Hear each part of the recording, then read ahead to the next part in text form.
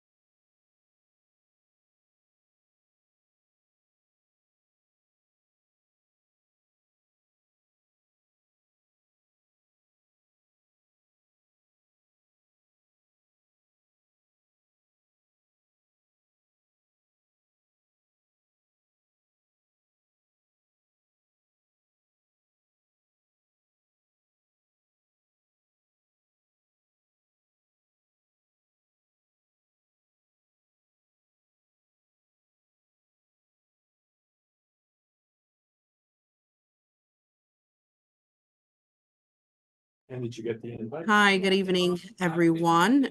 So we are just expressing that the screen here in the office, there's some tech issues with it. So what I'm going to do is join from because we do have members and colleagues here in person.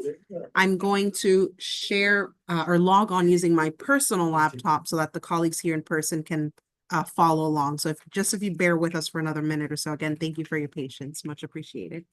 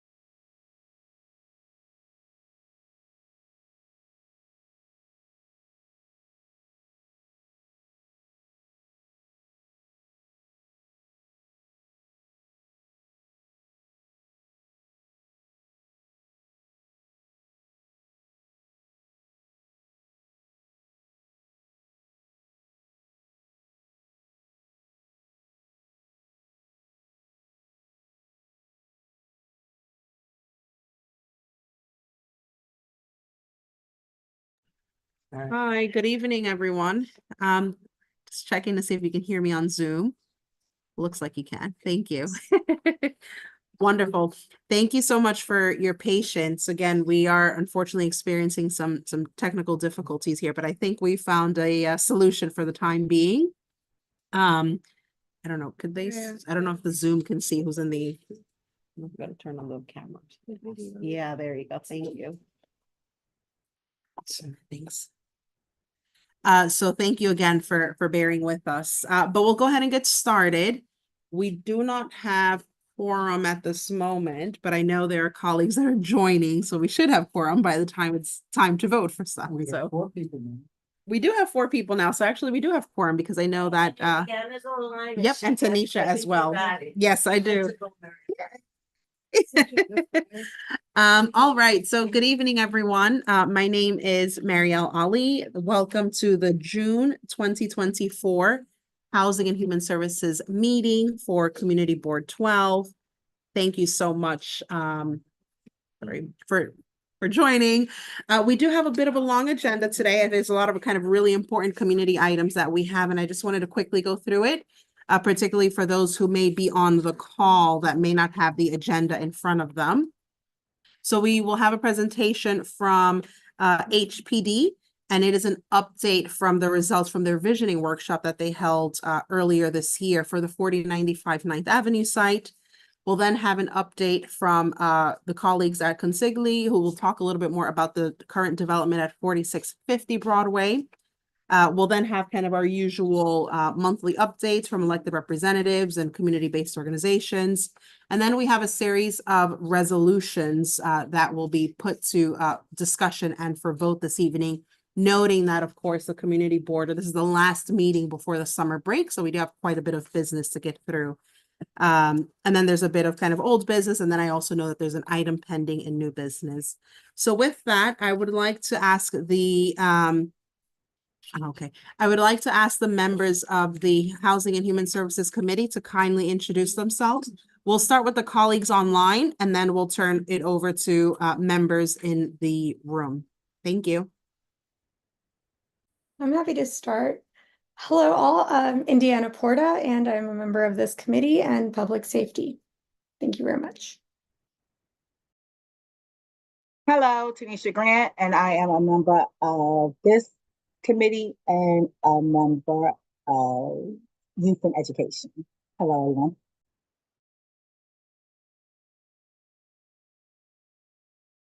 Good evening. My name is Radia Barnes. I am a member that is coming up on my first full year on the community board. I serve on this committee as well as the business development committee. Let me jump in here. I'm Marshall Vanderpool. I'm a public member of the Housing and Human Services Committee. I was formerly the first vice president of the Dyckman Resident Association. And land my plane here. Thank you. Thank you, Marshall. Over to our colleagues here in the room. I'm Richard Allman, both a board member and a member of this committee. Jay Baez, second term on the board and member of both this committee and bylaws task force. Yeah, hi, I'm Michelle Lee, and I'm on the housing committee, and I'm also serve as the treasurer of the board. Thank you. And Jay also serves as the assistant chair for this committee as well. Great, thank you, everyone. So with that, we'll go ahead and turn it over to our colleagues at HPD. If you can just let me know, Amy, who should have sharing privileges. I would imagine there might be a share screen request. Yes. Yeah, I think Agata. Okay. Can do. Just give me one moment. Seems like I'm already ready, able to share. Ah, wonderful. Great. Over to you. If you could just before you start, just, of course, as you know, this is recording on YouTube and just kind of talk a little bit kind of about the process and then go straight into your presentation for those who might be a little bit newer to this process. Thank you. Yeah, so maybe I'll pass it over to Amy to talk a little bit more about the process, and then we'll get started with the presentation. Sure, absolutely. So yes, thank you so much for having us again.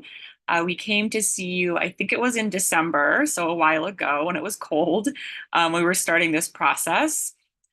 So we're here to talk about the 4095 9th Avenue site up in the northeastern tip of the neighborhood. And we are going through a process for a request for proposals for that site. It's currently a parking lot. And it is owned by the city, and we're looking to develop it with affordable housing and community amenities on the space. So we first came back to you in December. We let you know that we were starting the process. This site has already has a lot of background. There was a lot of discussion about it during the prior Inwood rezoning of years ago. So we already had some commitments on the site and some ideas of what will be going there, but we did have some open questions. And so over the past 5-6 months, we've been doing our engagement throughout the community. We had our questionnaire up. We'll talk a lot more about all the engagement that we did.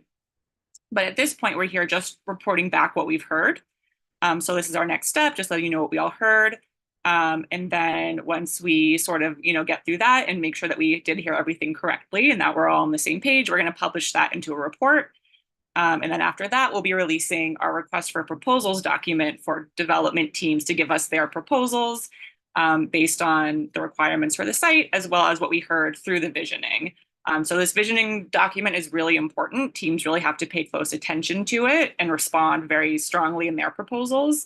So we want to make sure our visioning report is really reflective of what we heard, so that developers will really know what the community and what people we heard from want to see here. So we're planning just to go through a little bit of that background, the engagement that we did, and then we're going to share those findings with you. Okay. Great, thank you, Amy. Okay. Is everyone able to see that? Okay, great. So good evening, everyone. My name is Agata Niklitska. I'm a Manhattan Borough Planner within the Office of Neighborhood Strategies at HPD. I'm joined here tonight by my colleagues Ulysses Linares, Melissa Otten, and Amy Pivak, who will introduce themselves throughout the presentation, or already did, or later on in the Q&A. And we're excited to be here tonight presenting to CB12 on the feedback we received during the community engagement process for the Inwood 9th Avenue RFP. And this is just our agenda for the evening. So firstly, we're going to discuss the project background and an overview of our community engagement process. The RFP site is located on block 2197 on 2 city-owned lots, 50 and 75, and the project's address will be 4095 9th Avenue, and the site is located along the Harlem River waterfront. The total lot size is 93,737 square feet, and the site is located within a C62 zoning district, which is an R8 zoning district equivalent. Additionally, the site is located within the Special Inwood District and mapped in a designated MIH area. The site was previously used by Charter Communications as a parking lot, and during the Inwood rezoning, the city entered into a land swap to ensure the site had both street and waterfront access. And the site is currently vacant and is served by multiple modes of transportation. It's roughly a quarter of a mile from the 1 subway line, the 215th Street station, and multiple bus routes with direct service to Harlem, East Midtown, and Riverdale. This project originates from the commitments made during the Inwood rezoning, and as part of the rezoning negotiations, the city entered into a points of agreement for the site, committing to approximately 570 units of affordable housing, an on-site STEM center, and public waterfront access. The site has already received approvals for the disposition of city-owned property, and potential future approvals that could be needed to facilitate the project include an Article 11 disposition and a waterfront access plan certification. And the community engagement for this project consisted of several engagement strategies, including a project-based website, which featured a project questionnaire and outreach updates, email blasts to stakeholders informing them of outreach in the questionnaire, social media posts to inform a wider audience about the questionnaire and engagement opportunities. We also conducted tabling and flyering within Inwood, and all materials were distributed in English and Spanish. Our outreach ultimately culminated with a public workshop. Over 100 community members attended the public workshop, and residents took part in 2 activities. The first activity was designed to collect input on neighborhood needs and assets, and then ask community members to provide input for preferred ground floor uses, including preferences for different types of STEM center programming. The second activity was designed to collect input on affordability levels and types of affordable housing needed in the area. And Ulysses will discuss later on in the presentation more in depth on the feedback we heard during the workshop. Here we have our overall engagement timeline, highlighting when some of the engagement strategies just mentioned occurred. And engagement for this RFP commenced in the winter of last year, and the survey questionnaire closed shortly after the workshop in April 2024. We're anticipating the RFP to be released late summer, early fall of this year. And I'll turn it over now to Ulysses to speak more about the results from the questionnaire. Thank you. Great, thank you, Agatha. Okay, so our efforts led to us receiving 452 questionnaires throughout our engagement phase. 102 of these were collected in person at the community visioning workshop. 73 were filled out in Spanish. And okay, now let's talk about site relationship. So respondents were asked about their familiarity with the site. A majority of respondents said they lived nearby. Many also said they shop in the area or frequently pass the time with friends and family in the neighborhood, but few said they work nearby. We also asked respondents who faces the greatest housing barriers. Households with children were identified as a population that struggles the most to find and keep housing. Seniors and homeless families and individuals were also a top choice among respondents. When asked about whether community members would like to see rental housing or home ownership, community members by far selected rental housing. Continuing with the question of housing, nearly 80% of respondents selected income band A, indicating affordability for lower income households. Only 14% selected C, that is, households with a moderate income level. In addition to asking about housing, we also asked about non-residential uses that could go on the ground floor. The site has a commitment to provide a community facility in the form of a STEM center. Community members showed a strong preference for a community facility for youth, an after school and weekend workshop facility, but we also saw an interest in a business development type center to offer programming for adults. At the workshop, we heard the neighborhood needs a community facility that offers programming to both youth and adults. Seniors want to see programming that offers basic computer literacy. Lastly, community members want the definition of STEM to be broad enough to include things like tech art. So for example, sound engineering, video game programming and design, or offer environmental science education related to the river. We also asked community members on their commercial retail priorities. Grocery store was the most selected, followed by pharmacy or convenience store. And this makes sense given the site's location and projected number of new residents in this corner of Inwood. At the workshop, we heard people wanting a one-stop shopping experience. We also heard a lot of comments coming in asking for affordable veterinary services for lower income households, as there are no such facilities in Northern Manhattan. And a gym was another comment that came up a lot.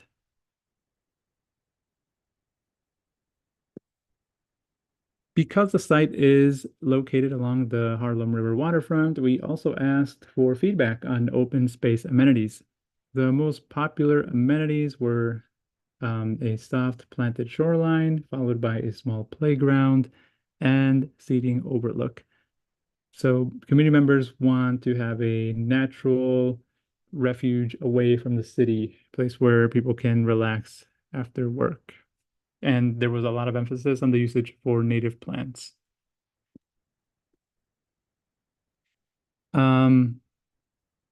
So we also included an open-ended question for respondents to express other priorities. And we will be sharing this presentation with you all after today, and it will also go on our project site. So if you can't see all of them, don't worry. Okay, so now the next steps. So to bring it all back into perspective, let's take a look at how all of this ties into the overall development process. So we are currently at the end of phase 1. There you see community visioning. We will then take all of the feedback that we've collected throughout the engagement phase and compile it and release it in the form of a CVR. The community visioning report will also accompany the RFP in the form of an appendix. Once we release the RFP, we begin to receive proposals from teams. We go through the submission review process. We then designate a developer and work with that developer team through environmental review and other certifications that are needed. We prepare the project for financial closing. The building is built, and then it will go on the New York Housing Lottery for all New Yorkers to apply. So here, now we will be taking a closer look at the RFP and some of the things we look at. So we take a look at development programming, that is looking at residential programming. So for example, affordability levels that are being proposed, mixed unit count within the building, as well as non-residential programming to go on the ground floor. And we also look at the thoughtfulness, so how those development programs closely follow to the priorities outlined in the community visioning report. We look at financial feasibility, as well as the quality and design of the building and development team experience. And that concludes our report back presentation this evening. I'd like to open up the floor for any questions and comments from you all. Thank you. Great. Thank you very much to our colleagues at HPD for the presentation. At this time, I'd like to open the floor for questions from committee members first. And then we can open it up to non-committee members in case there are comments or questions. Okay. Wayne, over to you. Thank you. And I didn't introduce myself. I'm not a member of Housing and Human Services. I chair the Land Use Committee and I'm on the board.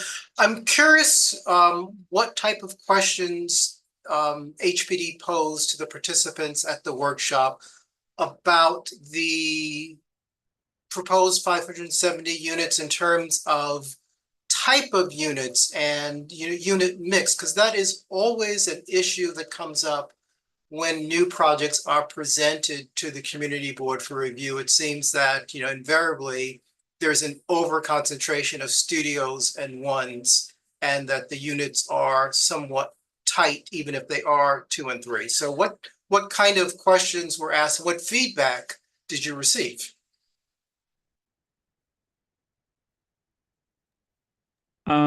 Well, so for the questions revolving residential programming, we asked community members whether they would like to see rental housing or homeownership. And we also, as shown in the presentation, we asked the type of affordability levels that we should be looking out for. But in terms of like unit mix count, really, we have guidelines in our term sheets set out. So as teams begin to submit their proposals, they will be following the guidelines set in those term sheets, and those term sheets being proposed to us are based off of the priorities that they see outlined in the community vision report.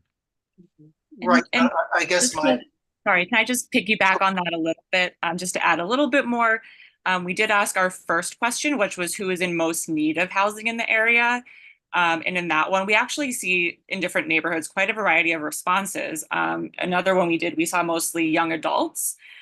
Here we saw families with children was the top response. So to us, I think that sort of indicates a need for more family-sized units. You know, as Ulysses mentioned, we do have our term sheets, which sort of have general ranges for what we like to see in our projects. But from the planning perspective, when those teams do bring more of those family units, if that's what we're hearing, we would look upon that in a good light. Right, and I think that's my point. And I guess it's not just this project, many of the projects in, you know, Washington Heights and Inwood, when it's presented, the feedback from the board and from community members is, you know, there's such a demand for family size units, and in many cases, the family size units that are available are overcrowded, or they're in buildings that are not accessible to an aging population. So, and often the guidelines in your term sheets do not reconcile with the local demand in the community. So understanding that you've received the overwhelming response for, you know, family size units, how will that be reflected in your RFP?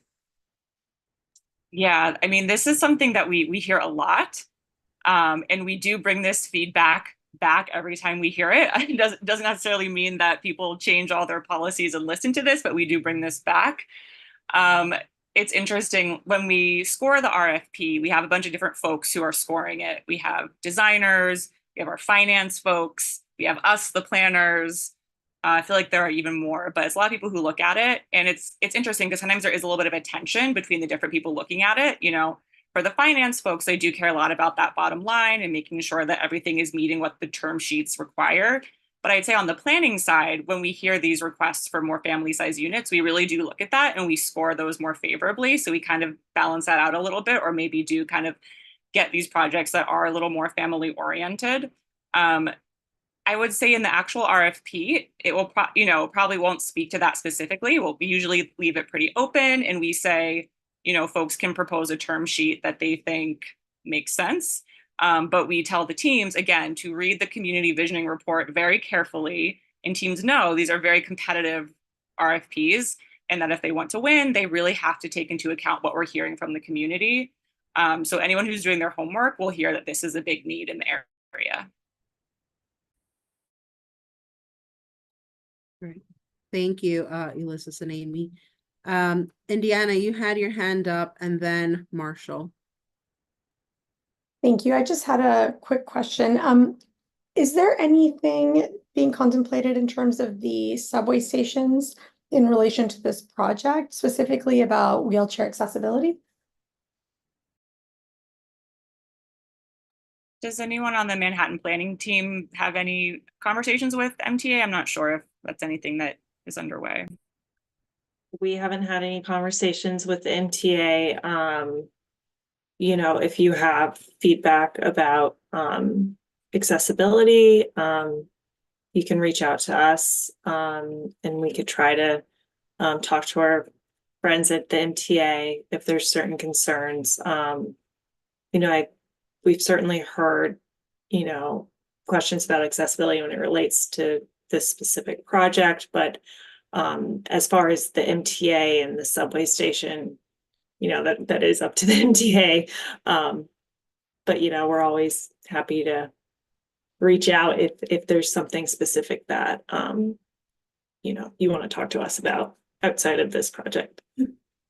Okay, so just as a quick follow-up, there's none of like the funding that you will be awarding or allocating will relate to anything with the MTA, right? So, and then the people who are proposing projects, could they decide to do something with the MTA or like fund anything related to that, or no? No, unlikely. Okay, I got it. No, I mean, unfortunately, the financing and HPD subsidy would go into this project specifically.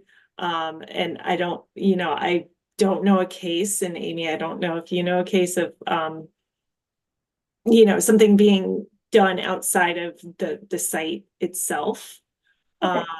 There could potentially be projects where there's, stations within a building. I just don't know anything about those projects. 'Cause we haven't personally had one in Manhattan. Thanks, Melissa. I mean, I think, Indiana, though, you raise a good point, one for us to pick up offline regarding the increase in the number of developments in Northern Inwood and the lack of accessibility as it relates to, subway stations and so forth. So maybe that's one for us to pick up with the Traffic and Transportation Committee as a conversation, and we can pick that up offline. Marshall? Yeah, good evening. My question, just as a clarification, I mean, I know you gave the block and lot, and I guess that's the legal description of the parcel that is being planned and developed. But can you give like this cross streets so I have a better context as far as where this is located? I mean, as I just think of that area, there are so many, I guess north of the bridge, you got something, you got, there are things being built over the old Pathmark site and all that. So I'm just trying to get a little more coordinated exactly what streets would be the cross streets on 9th Avenue that we're talking about here. Sure. So the northern street there is 220th, and then it goes down to 218th. Okay, so this would be above the bridge as well. I'm talking about that bridge at 207th Street. That's right. Yeah, it's way up there. Okay, no, I mean for some reason I thought it was below the bridge. I mean more like 204th Street or something like that. So I'm just trying to fine tune my understanding of the location. Okay, and I'll land my plane here. Thank you. Great, thanks, Marshall.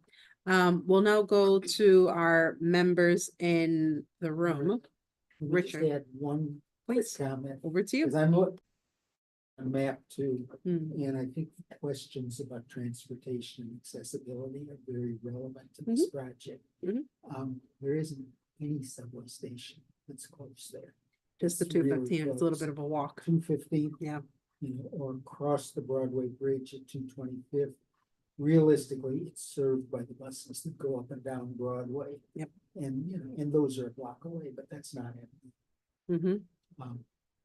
Maybe that factors in this decisions and recommendations. For sure. No, thank you. Can I just make sure those online also heard Richard? Yeah, could Able you to speak? paraphrase? You might have to speak a little. I'll do that. It was simply noting the location and the comments that had been made previously about transportation. This is not a terribly transit-friendly site, or at least not a subway system-friendly site. It looks to me from just looking at the map on my phone that there are the subway stations are at least half a mile away. I guess in New York City, that's not that far, but it's considerable for a development this large. The buses that go up and down Broadway are the primary public transit serving this site. And I think Mariel's comment that we need to do some coordination with the Transportation Committee to look at what it takes for this site to fully make sense as that size development is appropriate. Great. Thank you, Richard. Michelle, say any points, comments? No? Okay, I just have a question regarding the actual selection process, kind of once you receive the RFPs, and what does that look like? And is there an opportunity for community input into that process? before the final selection is made for a developer? Sure. So unfortunately, at this point, the process becomes pretty much just an HPD process. We hear a lot about wanting, more like direct community input and more updates during the process, but we really have to be careful with potential conflicts of interest or appearance of conflicts of interest. So at this point, what happens is we get the responses, and then the committee within HPD does the review again. A lot of technical experts, things that I don't know how to do, like the finance, the engineering and all of that, they look at that. And then, the planners too, looking at it. And frankly, that's why this engagement process at the beginning is so important, because it really is the best chance for us to hear from community members what they want to see. So that's why we, took this really seriously. And we spent a lot of time doing this outreach. So this really is the best chance to do that influence. At this point, again, so we kind of, close it as we go through the process. But once we do choose the team to designate, that's not the last you'll hear from us. The team, usually within about a month of being designated, they will come out, they'll present what they're planning to see. There won't be, a typical ULERT process because they already have some of the approvals, but there are some future approvals needed. So they'll be coming back to work through that. I think, getting council member approval for any exemptions they might need, and then working with DCP for their waterfront certification. So there will be more work done after they're designated, and they'll definitely be coming out and doing more outreach themselves. Thanks, Amy. And Indiana, before I turn it over to you, just wanted to note, and I know this is kind of not your decision, just kind of how the process goes, but just a slight dissatisfaction, honestly. And that is certainly appreciate you coming to the community board and having the visioning workshop, but I do think there needs to be a lot more meaningful engagement with the community, not just the presentation, throughout the entirety of the process, not just the beginning. So I do hope that we at least continue to stay in touch, to kind of see how the process is going and how those decisions are being made.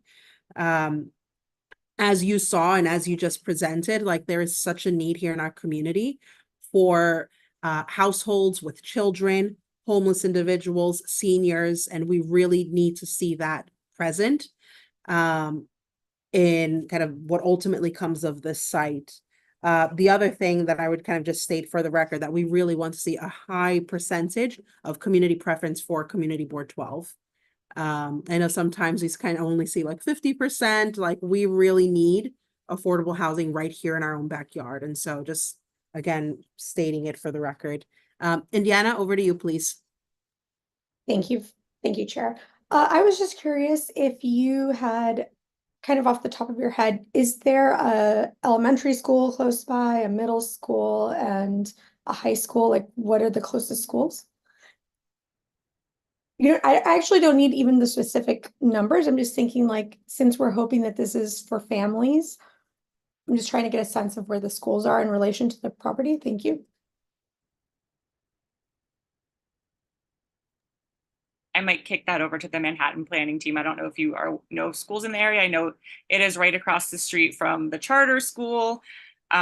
We are aware that there is a nearby school that's actually going to be relocating.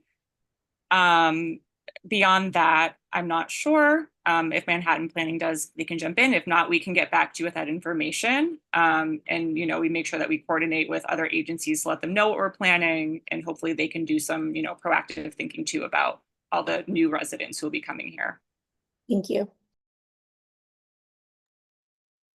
Great, thank you, Indiana, and thank you, Melissa, and Amy.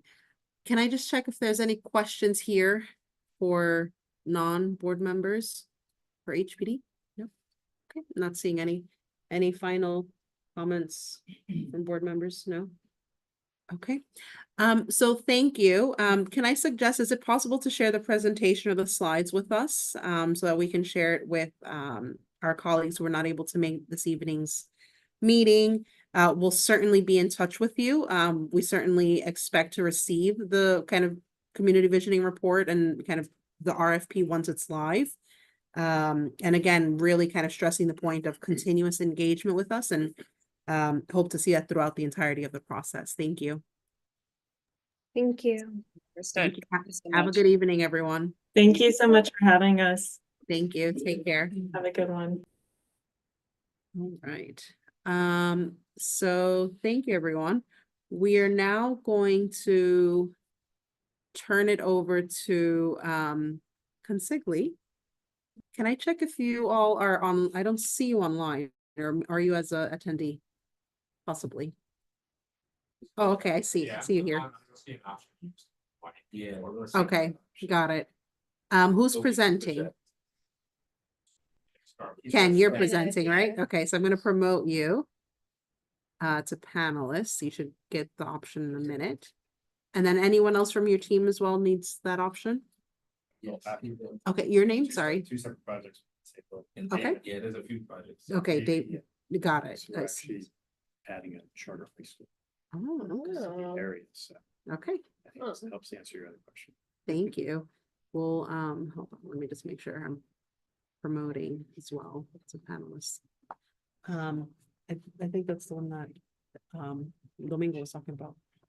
I think so. Okay. School in the square.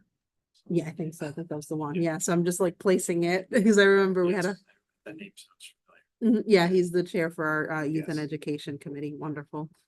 Okay, great. All right. Okay, so it looks like you have access now. Great. So please go ahead and kind of introduce yourselves, the site.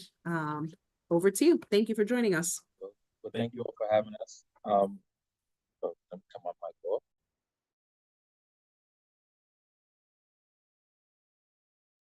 We are the builders for 4650 Broadway. We are working in partnership with the Arden Group. We have two members from the Arden Group with us who are the developers for the project. And it's a really exciting project. We're here with the invitation from Councilmember De La Rosa. We've spoken to her a few times and her team. And so basically we presented the project to them in a few different iterations, and they asked if we could come and speak to the community board. So it's an honor to be here tonight to present the project, to maybe answer a few questions, and just to talk a little bit about what we hope this exciting project brings to the community. So with that being said, Sorry, please excuse me. I'm just checking. It looks like our members on Zoom are not able to hear you. So I'm going to mute myself here.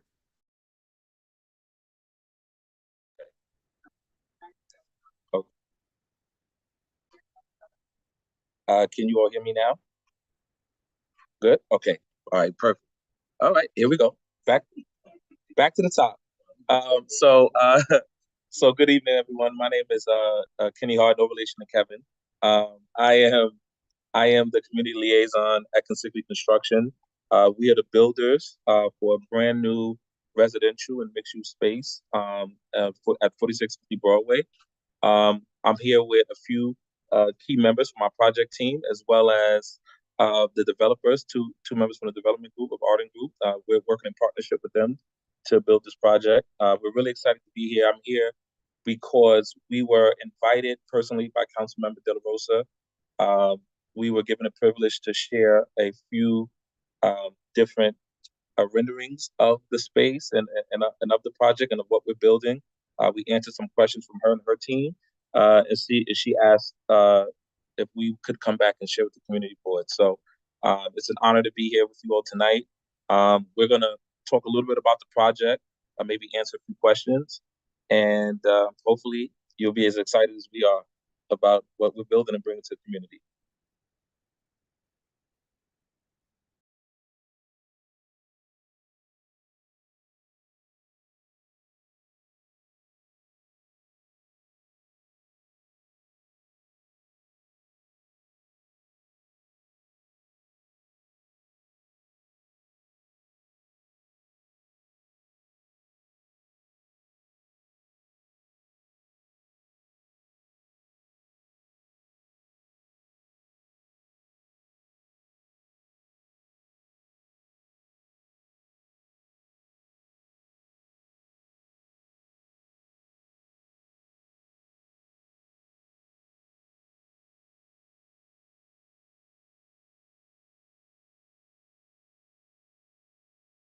Sorry, mute. There you go.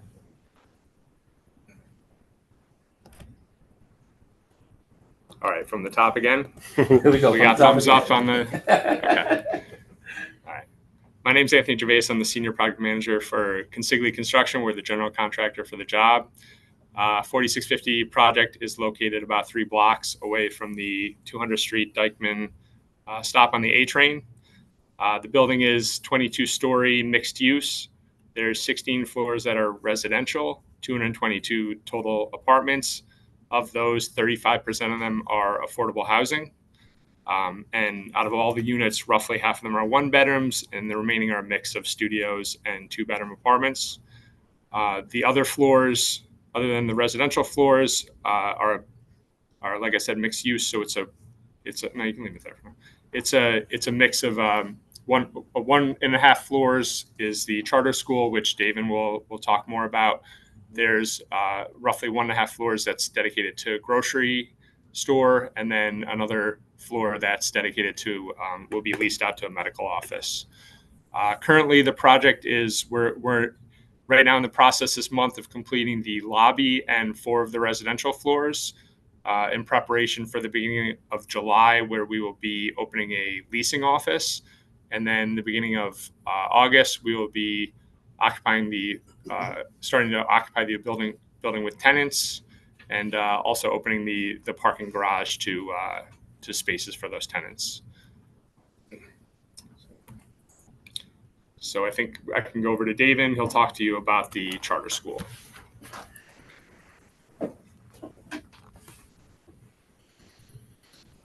Good evening, everybody.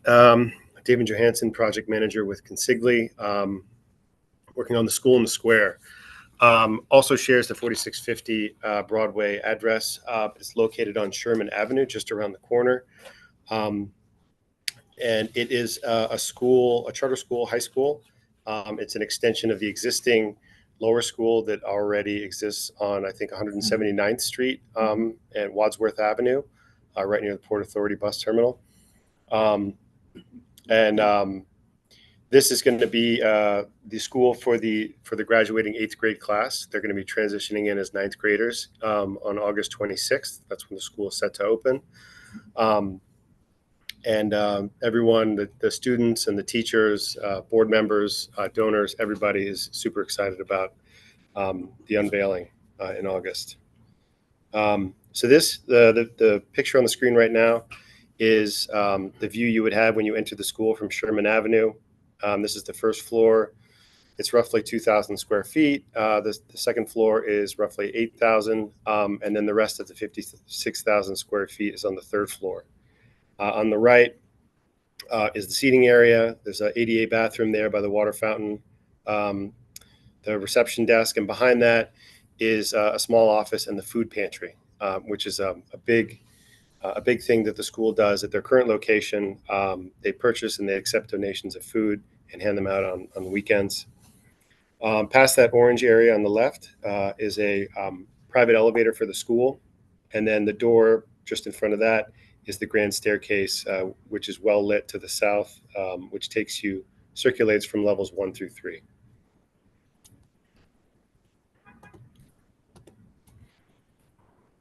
This is a view when you get to the second floor. This is going to be the open floor plan cafeteria with the warming pantry over on the left side. It's going to be a generous space full of light for students and faculty to share lunch and meet. This is another space on the second floor. This is the open office floor plan with college and guidance counselors and faculty offices on the right and left. And it faces a beautiful courtyard being provided by the Arden Group, which allows also generous indirect light and nice views of the landscaping outside. One of the themes of the school is the square meeting spaces. There are 3 of them throughout the third floor. This is the first of them that you would encounter as you reach the top of the grand staircase on the third floor. To the right, just out of view, is the gym, which we'll see a rendering of later. Just past that are the locker rooms down that hallway. There's 2 locker rooms, and there's about 4 pairs of bathrooms on this floor, and 3 on the second floor and 1 on the first. Pivoting from that location and looking to the west, this is a view down one of the 2 main hallways. There's going to be lockers in these halls. There's going to be large windows allowing light from the outside to penetrate the interior spaces.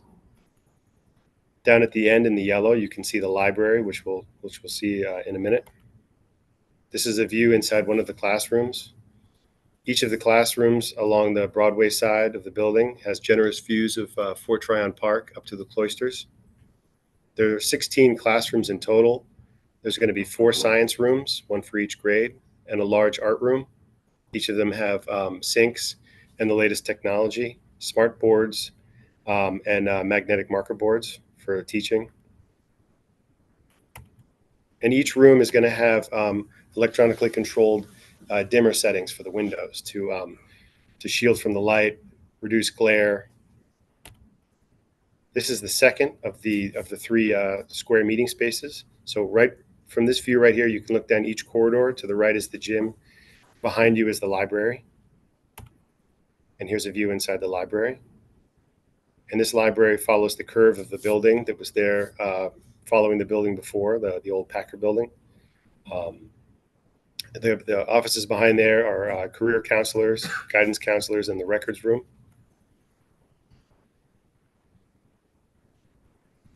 This is the last of the 4 square meeting spaces. So this is sort of like a mini auditorium with a stage and banquet seating on the right.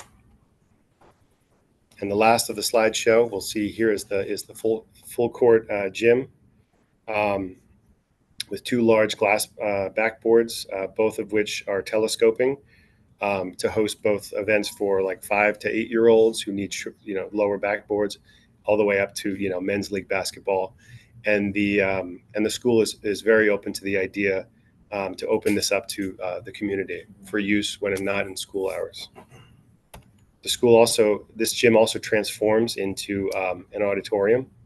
So you can see that the backboard pivots up out of way, and the stage comes down from the wall, between the wall padding, and there's going to be a large projector screen to put on performances, etc. So yeah, we're very excited at the progress we've made so far, and the school is very excited as well. They've come to visit every month since we broke ground. And while you might expect most of their tours to focus on donors, generating more, capital, their tours have really been focused on the faculty, which is going to be inhabiting the space and teaching the students, helping them get comfortable, and also inviting and encouraging a lot of the parents of the incoming class to come and see the space and, basically see the type of investment that they're making in the school, because the school is making a huge investment in them, and very excited for the incoming class. Every seat is filled with all. With a wait list. With a wait list, yeah. With a wait list. The pressure's on them, yeah. Yes, right. That's right. That's right. That's right. There's no missing the date. Do you want me to go back to your renderings, or are you done? No, that's it. Okay. Yes. That's all I have. Thank you all. Yeah, thank you.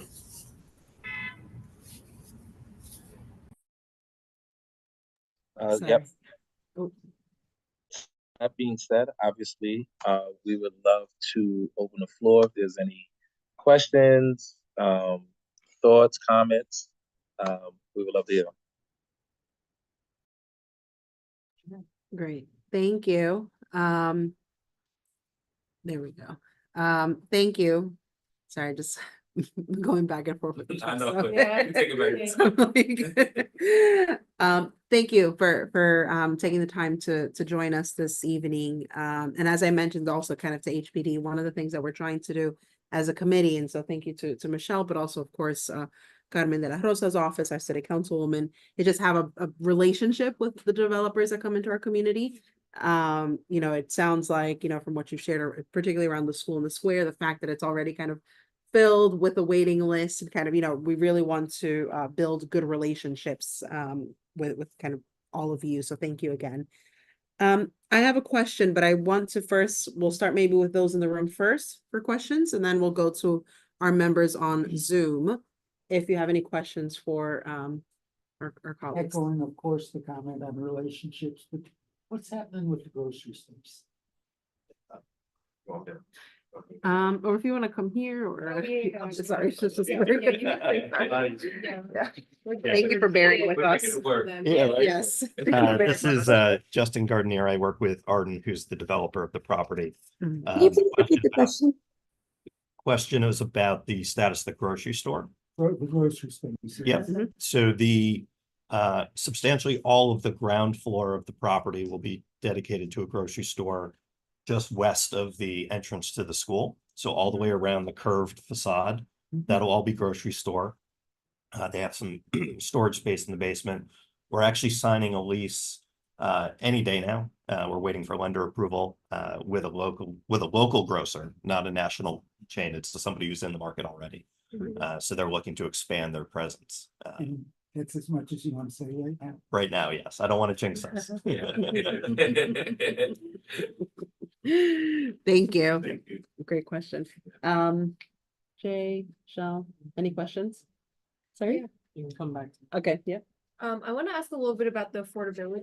I know, someone mentioned it, but if you can give me more details about, how many of the units are affordable, what it takes to qualify for affordable housing, and then if there's a preference for community members too, like community members of CB12 of the neighborhood, to move into this building.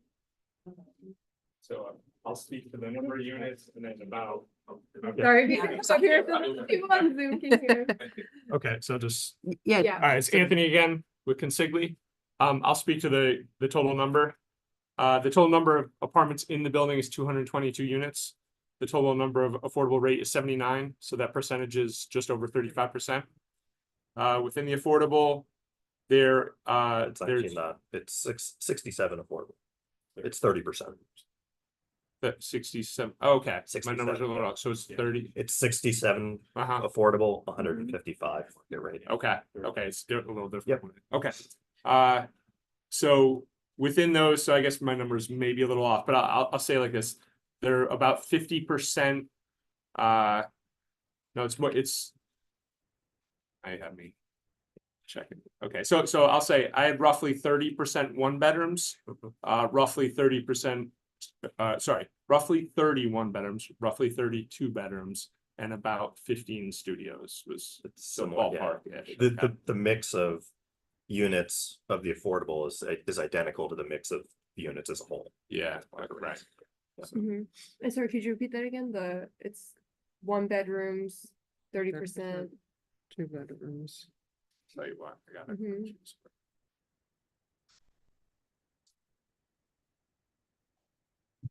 Real time here. So I have about 40% one bedrooms. It's going to be about 40% 2 bedrooms, and then the remaining would be about 20% studios. Okay. And then so that was numbers. Then in terms of I how can to- speak to the other part of the question. So the affordability level that we went with was the 130% AMI level under option C of 421A. Of the expired 421A. Process wise, we just received approval from HPD of our 421A workbook, which lists out all the units and the mix and the proposed rents and stuff.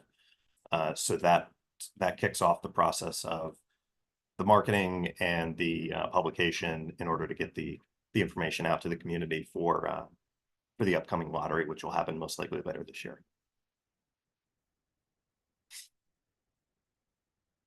And I know you mentioned that you have, in July, you'll be opening a leasing office. Are you doing any outreach, just on like maybe the market rate units just within the neighborhood of CB12? Yeah, I mean, we'll be doing some marketing both online and everything else, like geo tracking of people in the area in particular. And I know the leasing staff as well as the property management company are seeking to engage with a lot of the local businesses, whether that's catering an event or doing partnerships or maybe potentially offering some discounts to residents and that kind of stuff. And I've personally walked with with members of the leasing office and the broker firm, and we walked the neighborhood, showed them, the management company, we showed them, I'm from Harlem, so I'm from the area, I work with Consigli, but, I work on some projects, but, so I just kind of showed them the area. I've done nonprofit work in that area. I was a part of a faith-based nonprofit, that was located right off of Dykeman. We were there for many years. We worked with the soup kitchen down there, met in Manhattan Christian Academy, MCA that's right by the 207 bridge. So I know the area well, and so I was able to walk them through the area, show them just the culture of the neighborhood, where important nonprofits were, important community organizations were, important businesses, and just kind of gave them a feel of where we would need to go for outreach. In our property management company is Rose Associates. They manage a bunch of other units in the area, so they're familiar with the general area. Thank you. Parks, murals. Oh, yeah. No, we've been actively trying to procure funding to get a graffiti wall on the side on our exterior facade with. But he walked our artists around the whole area to Bring inspiration. Inspiration and what his murals Okay. want them to be like neighborhood Very centric. So So we really want to incorporate the community project. Sounds good. That sounds good. Do you have any? What's considered market rate? What's the in terms of rent levels? Yeah. I'll let me get you some actual numbers.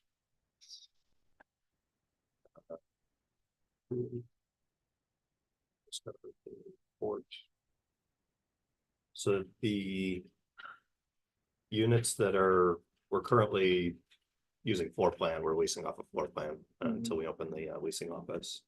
But we have market rate units that are currently renting between.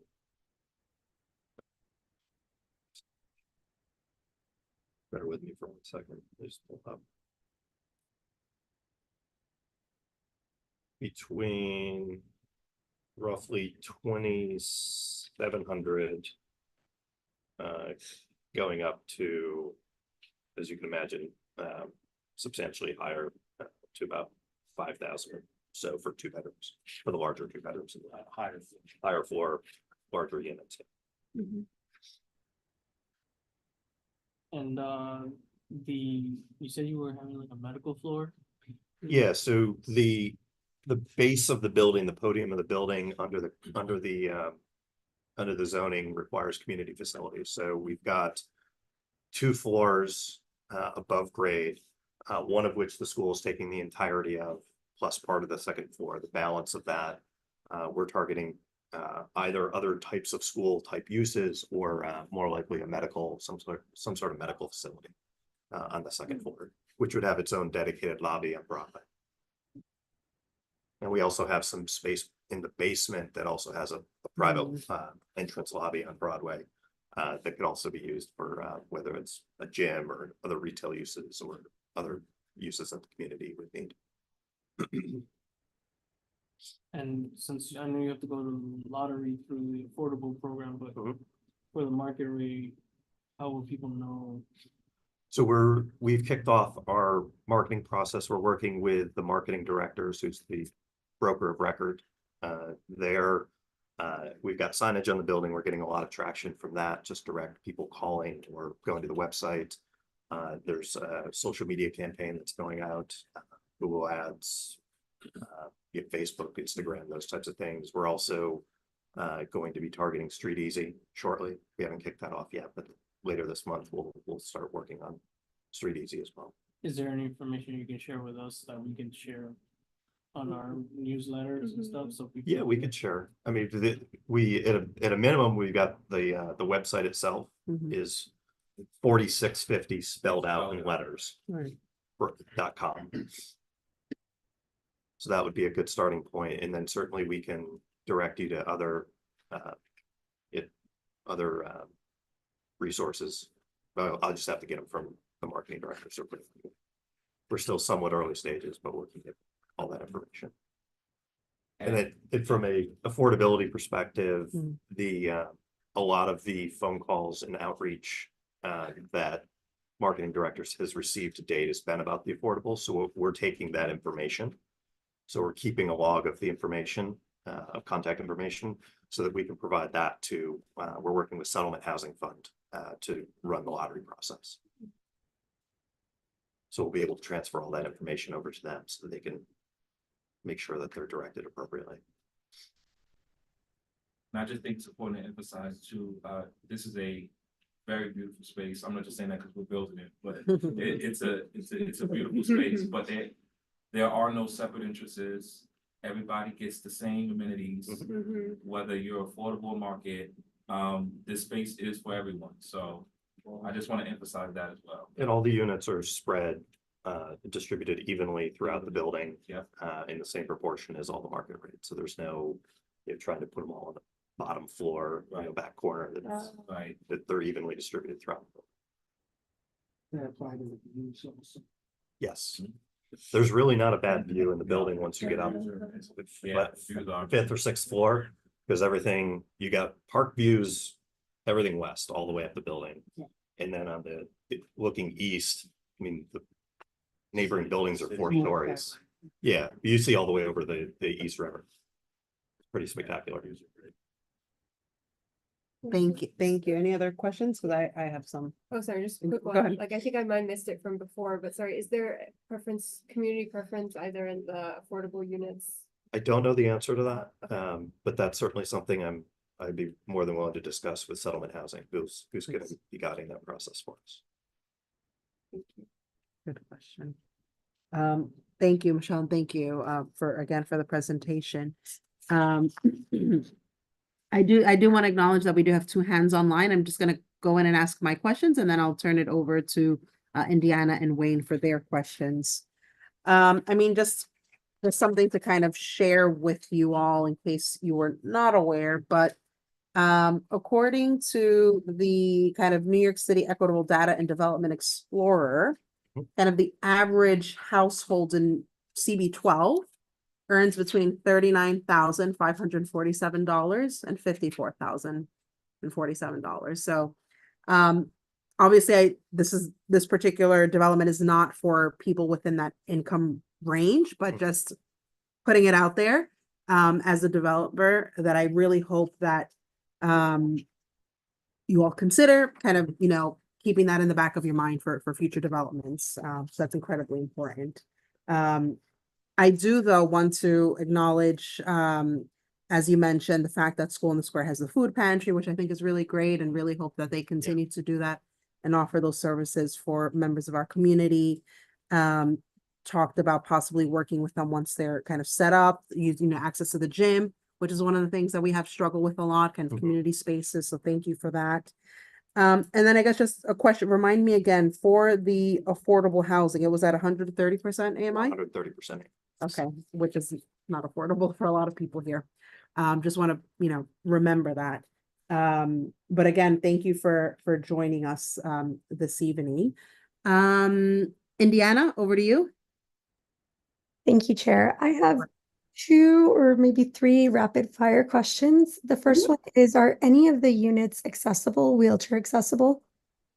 They all are. They all are. Okay, great. Thank you. The second question was, you mentioned potentially like a medical office in one of the floors that needed to be kind of like a shared space or something. Do you have a sense of, is it going to be like a community clinic? Is it it's going to be like a plastic surgeon? Like, are there any guidelines? Any guidelines about like what type of medical office, or if there needs to be like any kind of agreement, or like any kind of like partnership, I guess, or discount for the tenants, anything like that? So to date, we've been marketing the space through Newmark, who's our broker that's sourcing the tenants for the community facility. We've been in outreach to all the hospital systems about building, an ancillary space there. And other users have been like urgent care potential users for that space, either in the basement or on the second floor. But I don't think there's any, I don't believe there's any restrictions within the zoning of what type of medical. It just has to be medical and obviously accessible to the community. But at this point, we're still too early to really know. I think we need to build the space, let them walk the real space, see how grand it is and how great the neighborhood is before we're really going to get a lot of traction there.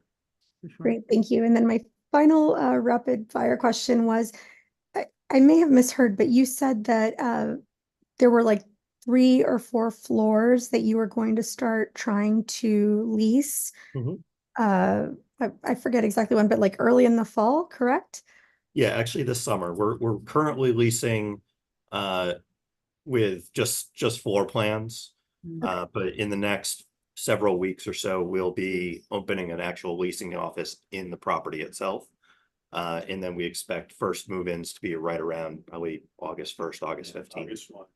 Okay, thank you. The reason I ask is because I'm curious if, I know that you've got like your leasing office and then you have got a partner organization that's going to do the affordable housing. So I was just curious about the timing for when the affordable housing, choices are going to be made and when they can move in versus when the market rate units will be available to lease. Thank you. So the affordable process that we're going through, we submitted the workbook that needed the approval of HPD. I think it was last week or the week before we received that approval. So that was kind of the first milestone of the process. Settlement housing has guided us to roughly from the date of the approval to the date of the first move-in tends to be about 6 to 7 months. I know they immediately filed I believe it was called the notice of intent. So that's been filed. We have a call with them next week to determine what other documents they need, but they have started their process officially.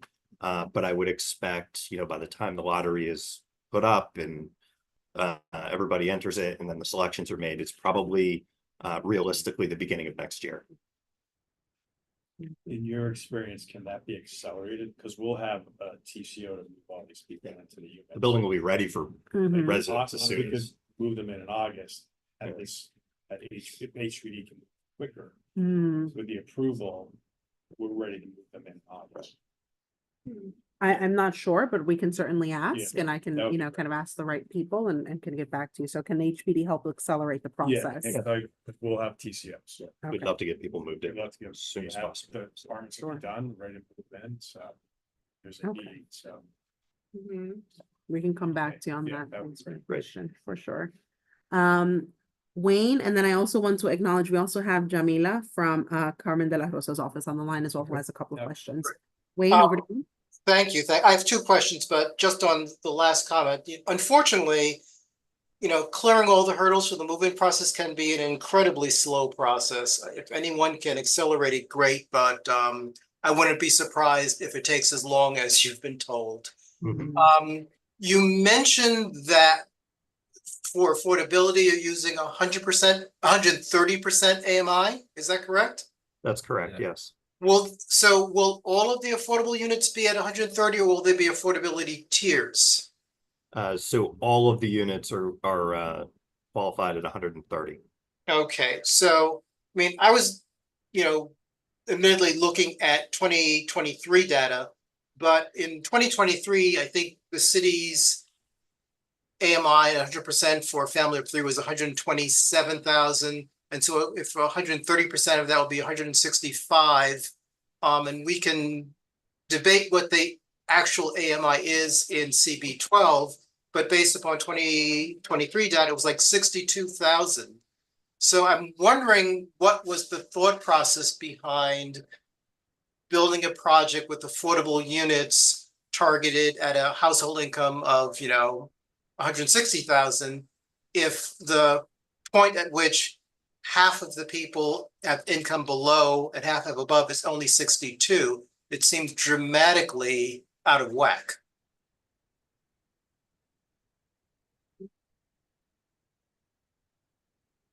don't have a good answer for you, unfortunately.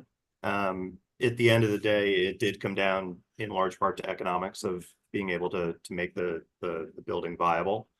That being said, the 130% is a cap, and therefore that is only the maximum rent levels that we can charge. And there's a good argument to be had that we may have to lower those rents specifically to fill the units, which would obviously open up the pool to a bigger audience, but probably not as much as we would all like to see as far as the actual CB12 income levels that you had mentioned.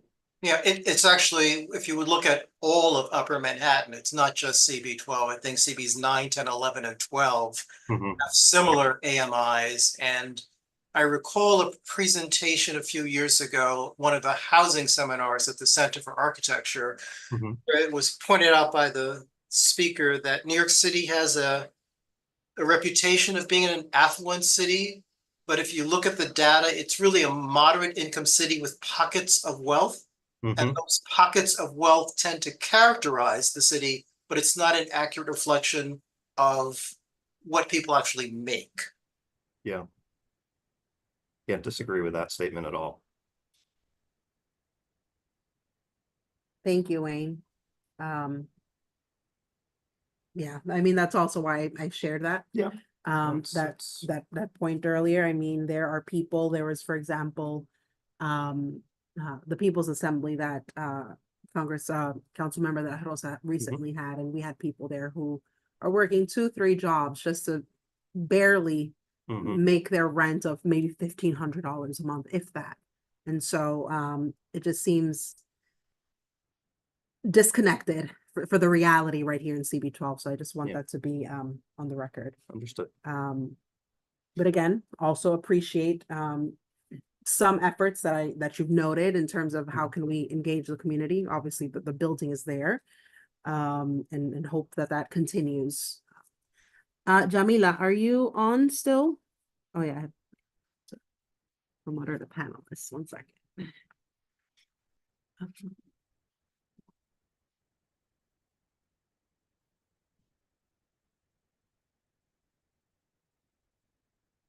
Second. Jamila, are you on? Yes. Okay, over to you, please. Okay. Hi, everyone. Thank you, Madam Chair. I want to say thank you first to the Concejo team for coming on and doing this presentation. Once we met with you guys for the School in the Square side and also for the housing side, we emphasized how important it is to go to CB12 and present to this committee and to ensure that they are aware of what's coming to the district. I just want to make sure that everybody understands one thing is that unfortunately the council member wasn't a council member when it came to the rezoning. And also this property is not part of the rezoning. So this property is building as of right, which means that we don't have much say or influence, as you will, in terms of their decision making. I'm glad that you guys were on. I wanted to ask, and I'm glad that everybody went before me, because I think it was Indiana who asked of how you can apply for the affordable units. If I heard correctly, it was through Housing Connect, right? The housing lottery system? It will be, yes. Yeah. Yes, okay, which is what you guys told us. I wanted to make sure that information has not changed since you guys spoke to us. And then I'm really happy that Wayne went before me because we know that Wayne is the guru of land use. And he spoke about the AMI numbers. And I wanted to make sure that that was set on record, that the AMI level is very high for this property. We did emphasize in the meeting with you guys, the council member emphasized how those AMI levels do not reflect our community and many more surrounding our community, right? Because it's our neighboring districts, like Wayne mentioned.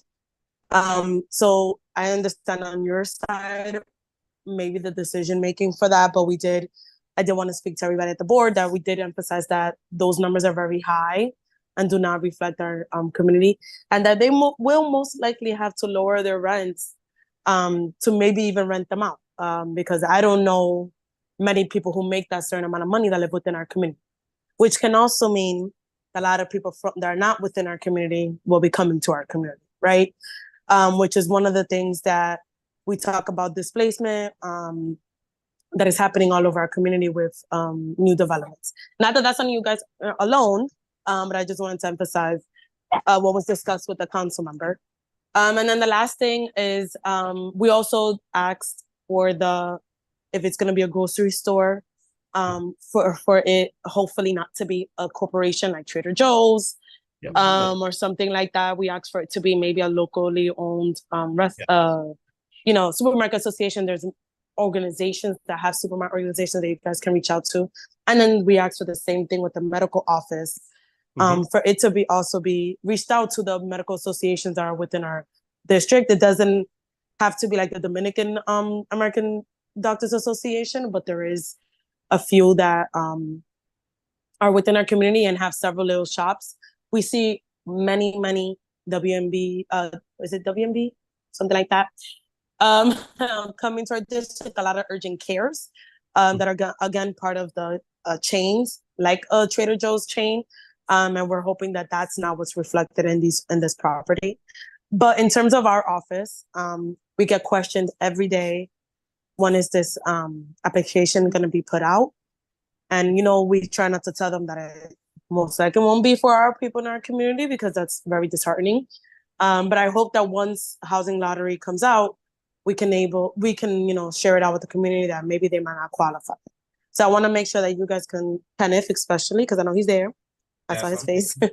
That you continue the communication line, and that you can let us know when the application is put out, and also keep us in the loop when it comes to the grocery store decision making, and also the medical office, so that we can also assist you guys in that way, in any way that we can. So I just wanted to come on, say that, and make sure that you guys know that our council members advocate.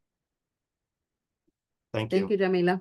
I will say that to the grocery store comment and question, we effectively have a signed lease with a grocer that is a local operator in the market today. It's not a corporate chain. No. So I think you'll be very happy to once we're able to publicly announce who it is. I think you'll be very pleased. And then as far as the medical space, if there are certain groups that we should be talking to, I would love to have those introductions made to see if we can be able to accommodate a community-based group to take that space. Yeah, thank you for that. Love the updates. Once it's public, I know the council member well to know who is the grocery store operator, and then I'll see if I can get you contacts for the other side, and put you at least Kenneth in contact. I think I have his email. Yeah, I'm here, and you'll hear from me shortly, because we're pushing hard for that bus shelter. All right, so we got to talk about MTA. We need the council members' help for that. Okay, so you'll hear from me soon. We were told that the bus stop will be put back once you guys are done with construction. So I didn't hear you. You were breaking up. Let me know if that's different, if you're hearing different. Oh, I said that we were told that the bus stop, the MTA will put the bus stop back once you guys finish construction. So let me know if you're hearing anything different. Yeah. I'll give you a fuller update when we speak offline. Sounds good. Thank you. Okay. All right. Take care. Thank you. Thank you, Jamila. Just want to kind of echo what Jamila said. Obviously, we recognize again, it's a little bit out of touch in terms of kind of what's happening here in the community. But of course, as kind of the site, you all have that decision. But again, appreciate the fact that you are here, and I hope that we kind of continue to stay in touch and engage. Definitely. And find ways where we can support the community. So thank you for that. I know you had something, and then Tanisha. Yeah, just if you can educate me, because I haven't read the law in a while, on the 421A tax abatement that you've chosen. How long is your tax abatement? How much is the tax break for the property? And does that apply for the whole property, or is there just a lot of it? Yeah, and I preface this with I'm not a technical expert, but I understand from the general, business understanding of it. It was under 421A16, which was the one that expired in June of 22. So that's the program that we fall under. It is a 35-year tax abatement. It applies to just the residential and ancillary uses. So the garage actually kind of falls under that space. The school will be tax exempt under there's a 501c3 or something, whatever that is. And then the balance of the commercial space will fall under the ICAP program, which is 25-year abatement. But this is when we're talking about the amendment, it's zero taxes. It's not zero. It holds taxes at the level that they were, the assessment at the level it was pre-construction for, I think it's 30 years, and then it steps up 20% each year in the last 5 years to the full taxation.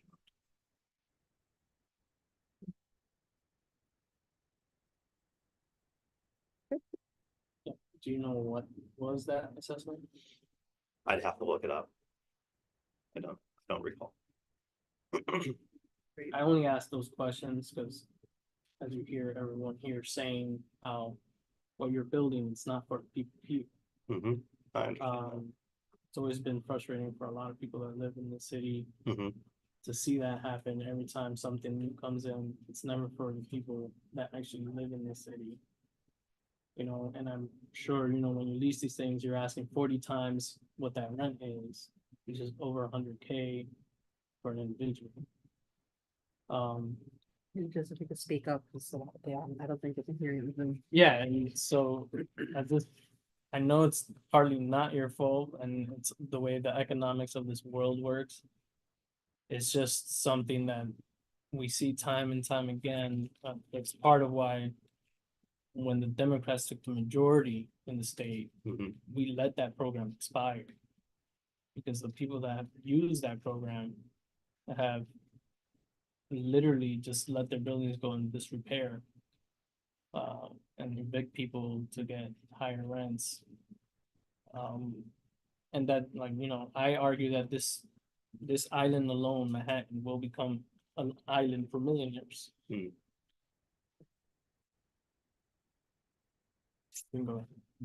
Thank you, Jay.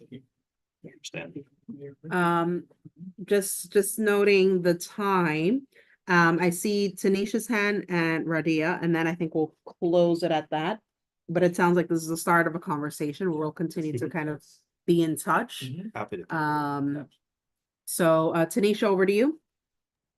Hey, hello. Thank you so much for the presentation. I really wanted to wait until, you know, and really kind of get my thoughts together and listen to what everybody had to say. This project scares me for a lot of reasons.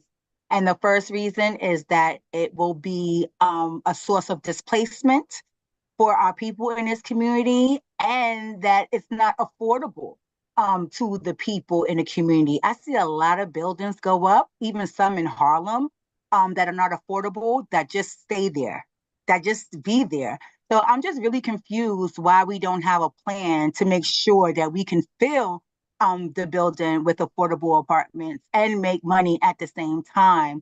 I have a real problem with everybody talking about the displacement in our neighborhood while, you know, buildings are being built that would displace and gentrify us more. So I also will be following this very seriously. And again, I know there's not much that we can do, but one thing that we can do is voice all of our concerns and stick up for our community. Thank you, Chair. Thank you, Tanisha. Radia, over to you.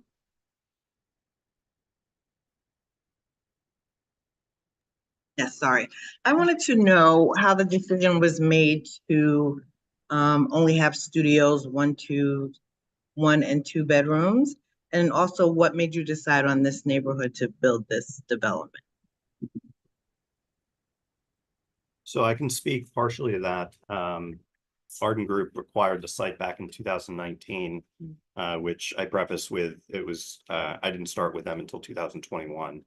So I know part of the reason it was attractive, in addition to the overall dynamics of the neighborhood, the proximity to transit, the park location, obviously, was it is part of a federal opportunity zone, and the money that was invested in the project came through an opportunity zone fund, which was I guess the sites were designated opportunity zones in 2018, I believe. This is one of the few opportunity zones within the island of Manhattan. So for that perspective, it was a great fit. And obviously the program itself, the opportunity program itself, was designed to bring capital into areas that have not had as much capital investment over the last cycle or 2 cycles. So I know that was a big part of it, but the overall decision was an economic decision. We believed in the area and the potential of what could be, and the ability to do residential and mixed use with the large community facility component to the building fit the mandate for the type of investing we like to do. Thank you.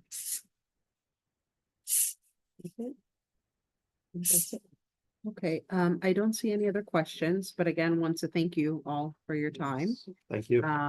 Thank you for coming, and thank you for engaging with us. Looking forward to continuing that engagement. Absolutely. We now have kind of your information, and certainly encourage you to come back to the community board as well. And yeah, thank you. Have a Great. good evening. Thank you, everybody. Take care. Thank you.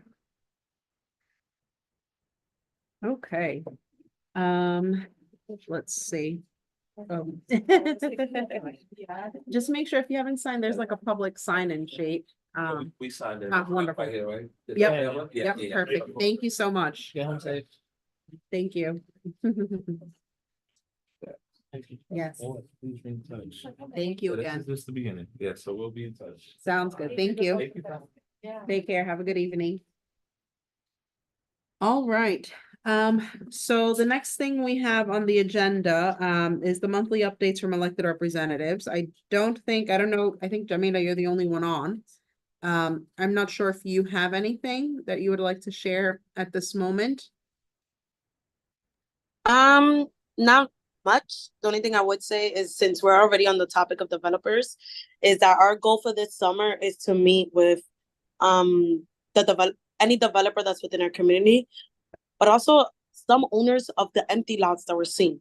So like, for example, the big ticket one that everybody's always asking about is the one on 181st on Broadway. If you're watching Native, you know, the old sad face movie theater that was demolished. So we're going to start with them, but we want to meet with the empty lot owners, but also developers that are coming to the district, so we have a sense. And then hopefully by September, I could give you guys an update. That would be great, and thank you for that. And do continue to keep us involved. As you know, Michelle's kind of leading on a lot of that work for the committee. So do let us know and loop us in where appropriate. So thank you. We'll do, and we'll do the same thing as always, where we meet with them and then say that they have to go to you guys. There you go. Exactly. Great. Yes, Indiana, over to you. Thank you very much. I actually was just looking at an email that I got from the council member's office about the Uptown People's Project. Next steps. Can you just tell us what that is? Something happening on June 13th, it looks like. Yeah, Camila can answer. Yes, let me find that email. Give me 1 second, because I'm on my phones. Indiana, are you talking about our co-governance and the People's Assembly? Or yes, it's just a next meeting that you guys are having. On what we're gonna do is since our assembly, our People's Assembly, our last People's Assembly, we've gotten a whole bunch of new constituent, community members that are interested in helping with the survey and getting it out and, moving on with us. So we're gonna, present to them on the 13th at the People's Project and try to get some more people involved so we can get some more surveys, filled out so we can get on with our co-governance with our amazing Councilwoman Carmen De La Rosa. Thank you so much. Okay, I'm gonna try and make it. Thank you. Thank you, Tanisha. Thank you. Very helpful. Okay, then we have updates from community-based organizations. I don't think we have any today. Just taking a quick look. I don't see any. No. Okay. So then we have kind of moving on to item E of our agenda. We do have a series of resolutions that we do need to discuss and vote on. As you know, as kind of I mentioned at the top of our meeting today, this is the last month before the summer break, so we do need to conduct some business.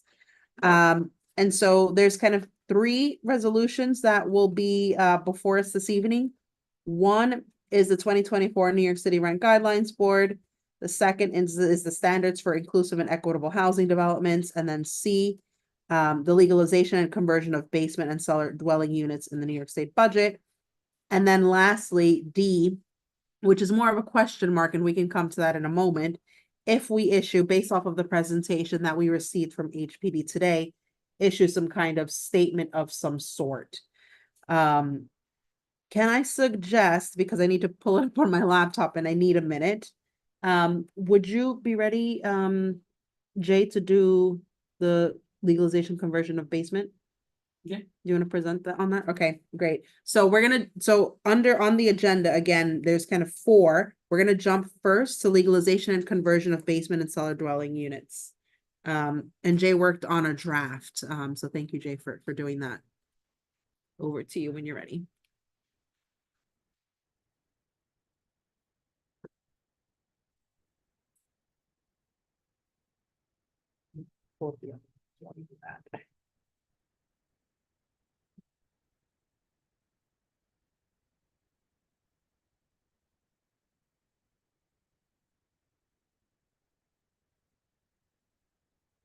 I'm gonna mute myself here so that way I can hear you there.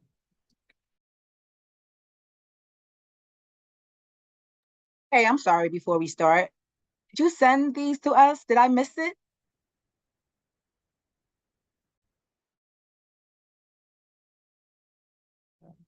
Hey, I can send it to you. Sorry, I was up in Albany. I finished drafting this last night. So I'll go through it, but I'll also share with you guys Gmails right after we're done. All right, so basically the state in its budget passed legislation allowing New York City to create a pilot program to be able to do to basically convert basement and cellar dwelling units into legal units, because right now there's a lot of barriers to doing that. And so we start with the whereas, and I'll go through the whole thing. Recognizing New York has a housing supply shortage, whereas the right to adequate housing is recognized as part of the right to adequate standard of living in the 1948 Universal Declaration of Human Rights and in 1966 International Covenant on Economic, Social, and Cultural Rights. Whereas Community Board 12 recognizes that homeowners may rent out basements and cellar dwelling units in order to make ends meet or keep up with costs such as mortgages, property taxes, or insurance costs. Whereas occupants of illegal basement and cellar apartments face potential dangers such as carbon monoxide poisoning, inadequate light and ventilation, and inadequate egress in the event of a fire or flood. Occupants of illegal basement and cellar apartments may also be ordered by the city to vacate or leave any illegal basement or cellar apartment.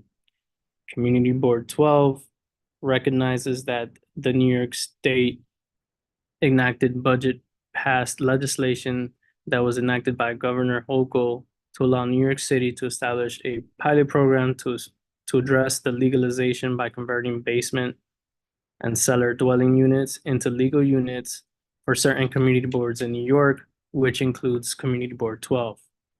The pilot program provides that all rules and regulations promulgated for this program shall be protective of the health and safety standards established within the Department of Buildings, Office of Emergency Management, and the Fire Department of the City of New York.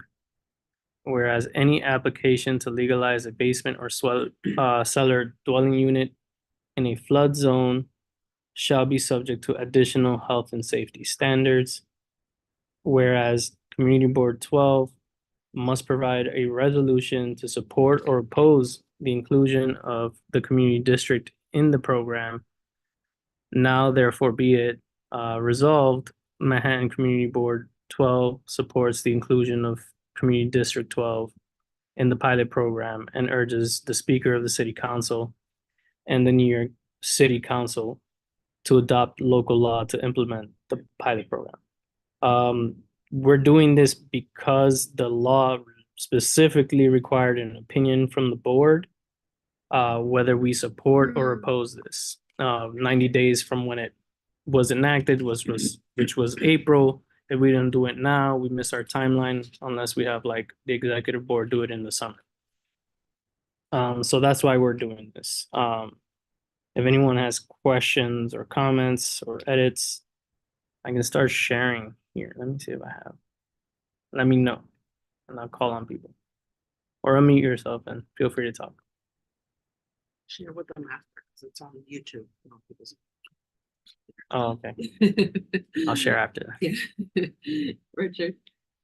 What I have to say is sort of on the line between a question and a comment. I think we pretty much need to do this just to get into the process and probably make more judgments down the road. My understanding of the goals of this legislation was looking at basement units in much, much smaller buildings than the average Washington Heights and Inwood housing stock. So I certainly don't object to the resolution, but I'm not real clear how it's going to be relevant here. And I think I worry particularly about large, badly maintained buildings, the stereotype of what can be wrong with a landlord that squeezes another unit or two in, maintained in as bad a way as the rest of the building is. That's a comment more than a question, but if you'd like to comment on my comment, I'd appreciate it. Yeah, I'll just say that I had the same question why our community district was included, knowing that there are some that were excluded from this law that were like, in Queens, where they have a lot more homes with basements. And so that was just baffling to me. I would say it's probably whatever the politics were and whatever council members or elected officials agreed to these things. But that is not to take away from the fact that there are still, even though we don't have a majority of them, there are places where we do have like 3-story homes, little pockets in our district that do have basement dwellings. Yeah, Mario. And so like if people, and just to say like if you're a homeowner that has that and you're already renting, just to keep up with your costs, this would allow them an opportunity to go through a process to legalize it and still do that in the future. Marielle, I just suggest you put it on a fall calendar for us to look at implementation. Mm-hmm. Yep. I agree. Thank you. Did you get to adjournment today? No. Any other questions on this item? Indiana or Tanisha, do you have any questions? Okay. I don't have any questions. I like the because my main concern is whereas occupants of illegal basements and cellar apartments face potential. Can we put something about floods? I put it, yeah, I put it here. Oh, okay, I If you see it. I'm want- sorry. Okay. Because we know that that's like been a very, very big problem because of our infrastructure. Um, I'm just wondering if we can put something in there that says, that these are, I don't know, maybe I just need to look it over Okay. first, but I want something in there that says like, community board 12, request that all, apartments be safe, for people, but I'll look it over. Okay. And then if I have anything, I'll send it to you.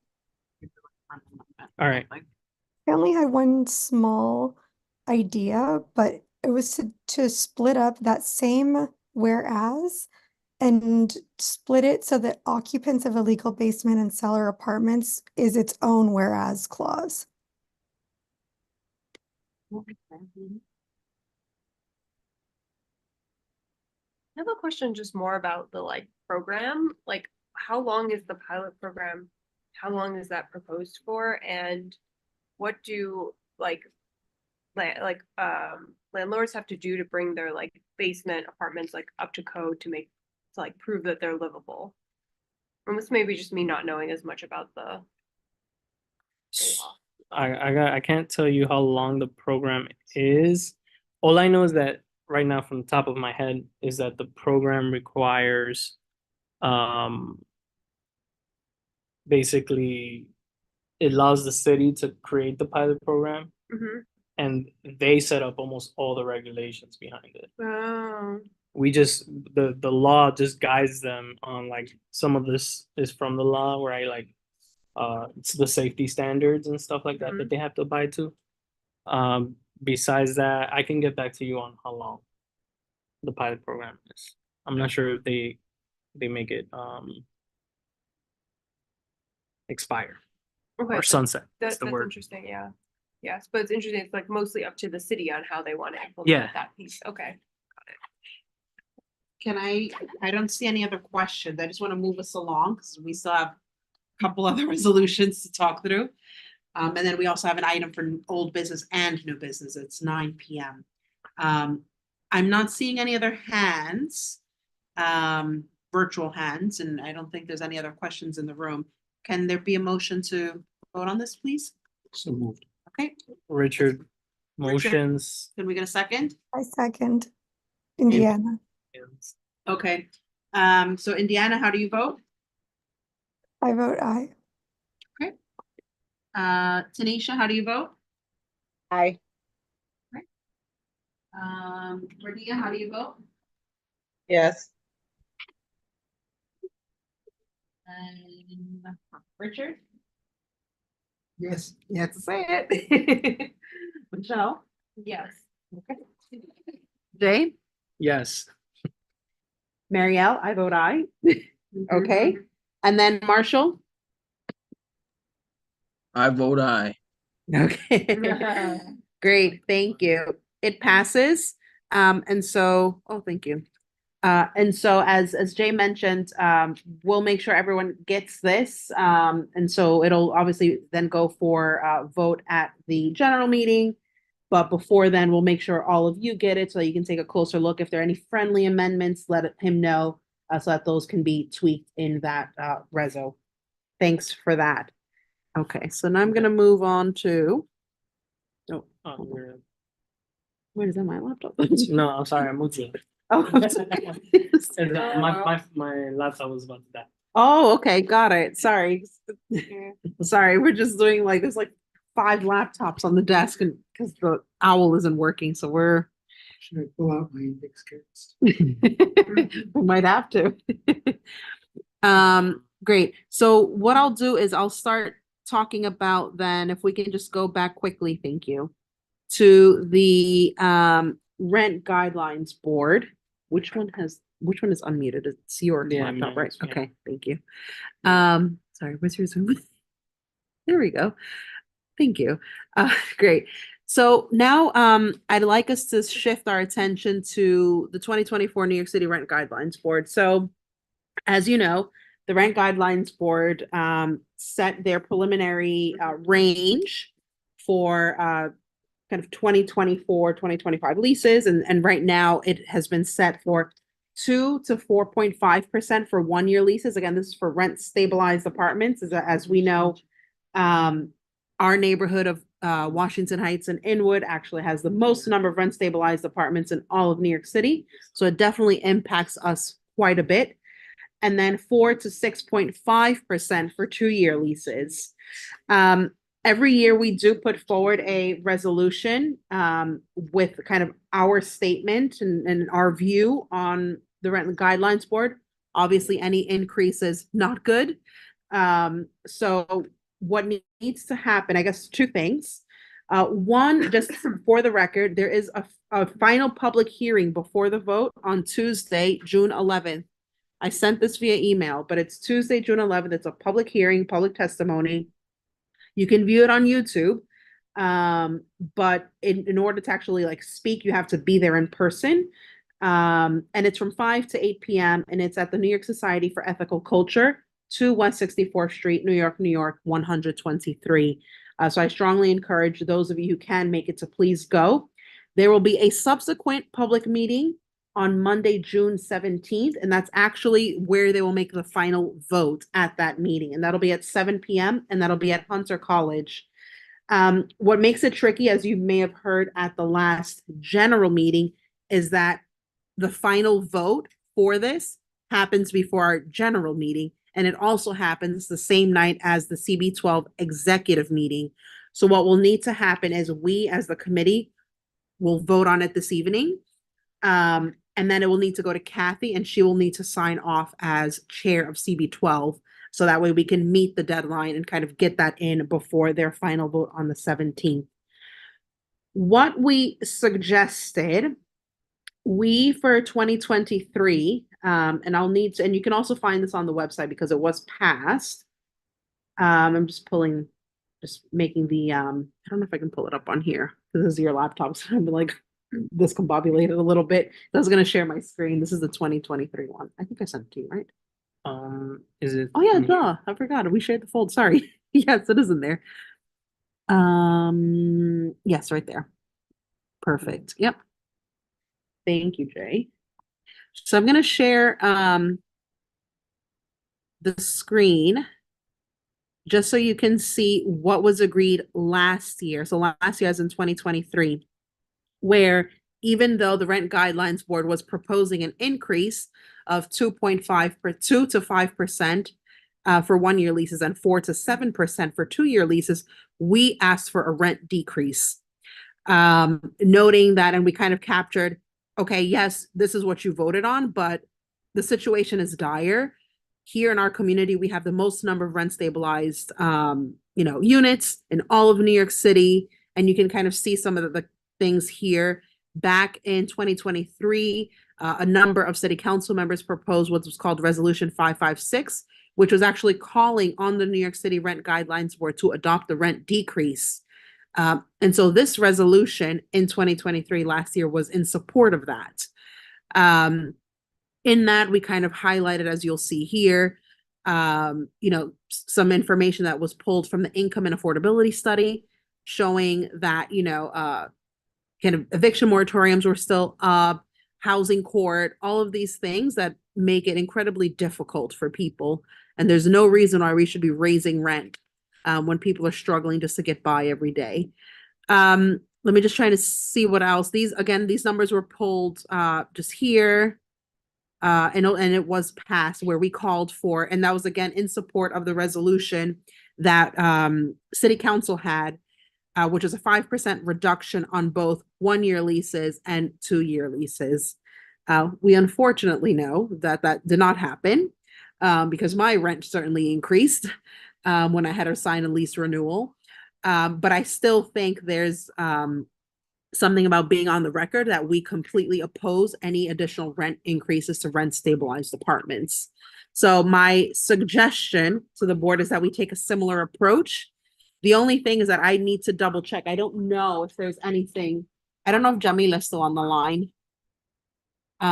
If there's anything currently in the council kind of calling for a similar thing as it relates to RGB. But that would be my suggestion. Go ahead, Jamila. I think there was a conversation about a rent rollback. Okay. But it hasn't been brought to the floor, unfortunately. Okay. So it's Okay. still within the housing committee. Okay. But that's about it so far. Okay. So nothing between now and the 17th, probably. No, I doubt it. Yeah, Unfortunately, really, exactly. it's really unfortunate. Yeah, no, for sure. Okay. Thank you, Jamila. Very helpful update. I'll stop there because that was a lot of information. And just want to see initial thoughts from members. Again, this does have to be voted on this evening. And Kathy will need to sign it off because of the timing of everything. Indiana?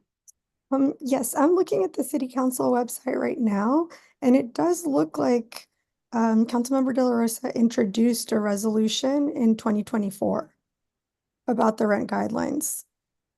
It says resolution calling on the New York City Rent Guidelines Board to adopt a rent decrease for 1 and 2 year leases beginning on or after October 1st, 2023 and on or before September 30th, 2024.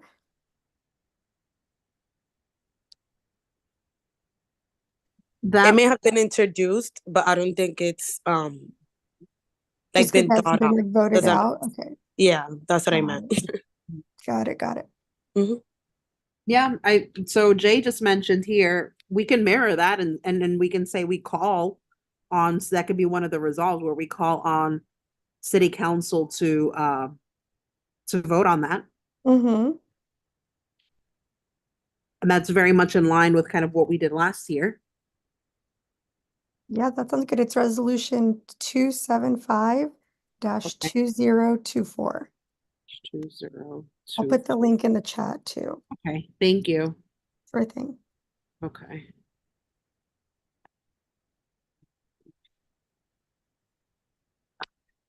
Any questions?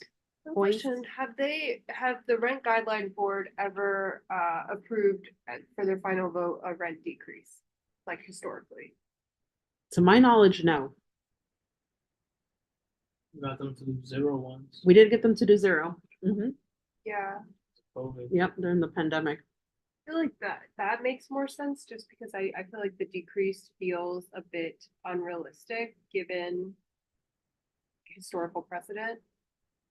That would be my preference. Yeah. Something with like.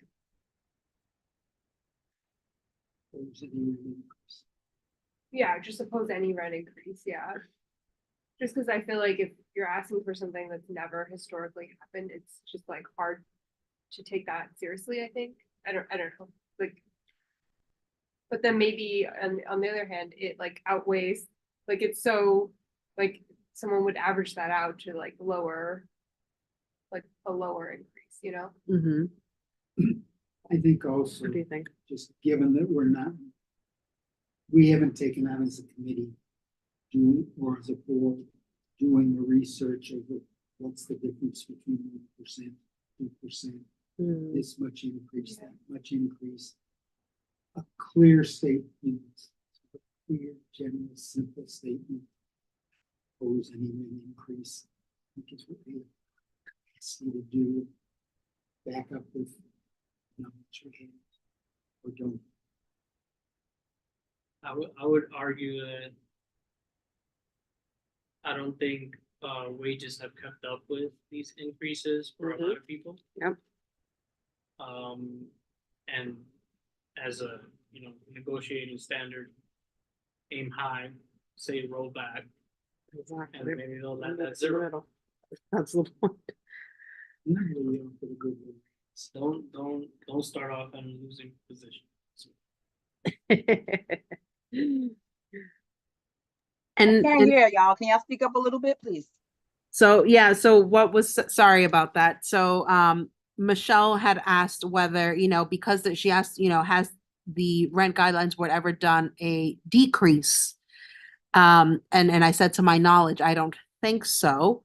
And so she made a suggestion, well, why don't we kind of, instead of asking for the decrease, say just no increase at all, so at a 0. And Jay said, well, we kind of want to start where we can possibly win and maybe we can even out and there's no increase at all, and kind of push for a decrease and kind of see where things land. And then Richard's just stated a point around the committee itself not having had kind of the bandwidth to be able to do a bit more engagement around this and the research around the RGB. Okay, thank you Yeah. so much for the update. Sure. I would just say if we're crafting a resolution consistent with the approach Jay suggested, it just needs some strong whereas, you know, in your comments on wage rates, et cetera. Yep. Do that. Yep. But it needs to just.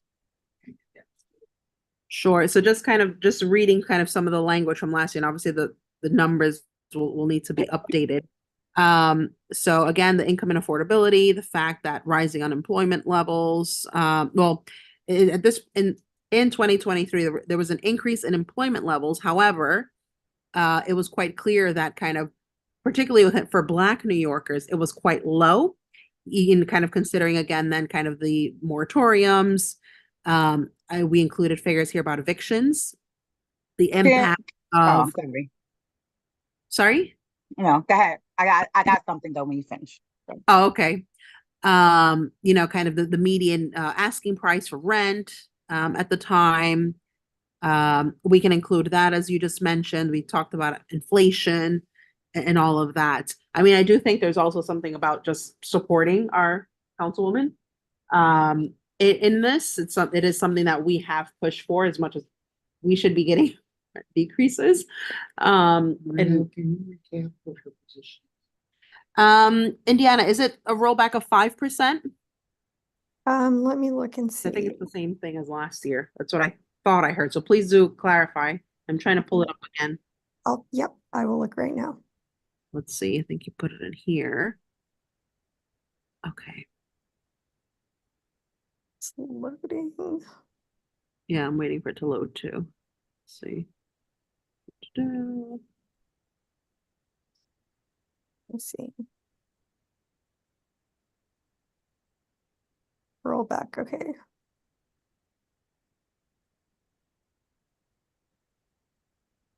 Oh, okay. Well, while Indiana is looking for that, can we put something in there about, yeah, if I missed it, I'm sorry. It's a lot going on. But about how the rent increases will increase displacement and gentrification. I think that's very, very important. And maybe since we're, talking about Black people, we can talk about the fact that due to the rent board and the rent guidelines, Black people have been leaving the state at the highest rate because they can't raise their families here. So I think that's important. That has a lot to do with rent stabilization and how much they are raising these leases for people that's supposed to be, can't afford market rate in the first place. This will cause more displacement, more gentrification. And this is something that's supposed to be to help people who can't afford market rate. And can we also put something when we say that employment has went up 7%, but can we say whereas employment has went up 7%, most of these are low paying jobs. Yeah, I can, yeah. And again, these statistics are from last year, so they do need to be updated. I'm just showing you what we did last year. So it does need to be updated and kind of getting the annual statistics in there. But I think you're right. I think there's a bit around, low paying jobs and kind of minimum wage jobs.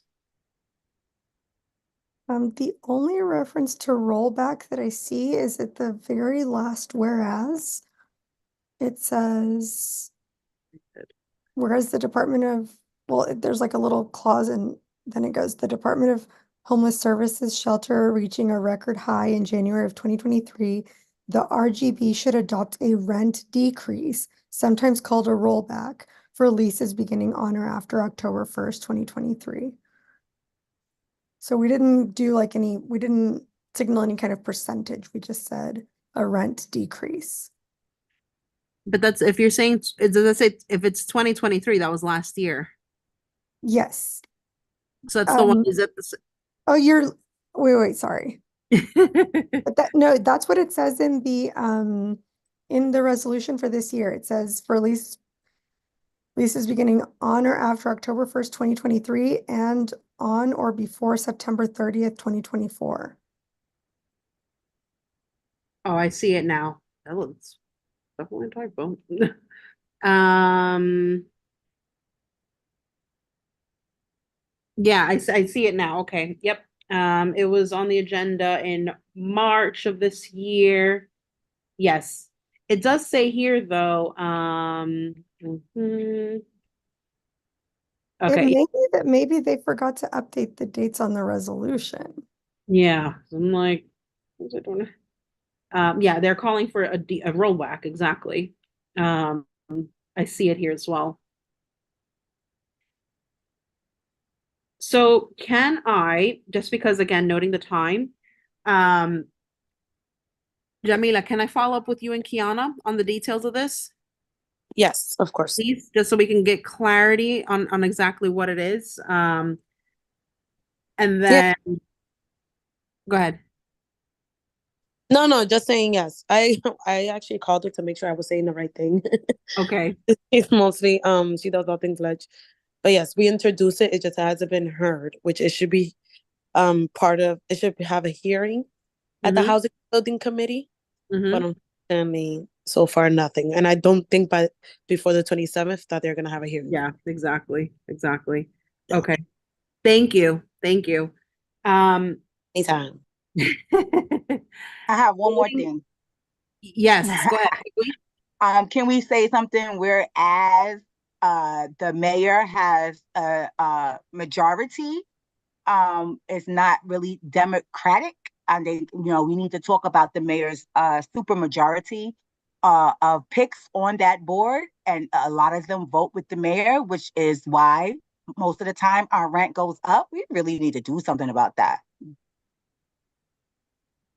Can we say it's something as in whereas Community Board 12 encourages, I don't know, update wouldn't be the word, but some reform or something to that nature of the kind of the composition of the rent guidelines? Democratic, whereas the before encourages a democratic body. A more representative? Yeah, a Democrat, not even more, because when we say more, you know how that shit goes. But a more, excuse me, we're taping, a more democratic representation of the community to vote on these things. Something like that. Something along those lines. About that? Is this city or state? This is Rent Guidelines Board. Yeah, but City. that creates the appointments, the city law. The mayor. The mayor has super majority. He appoints them. And it's like 3 people from the community.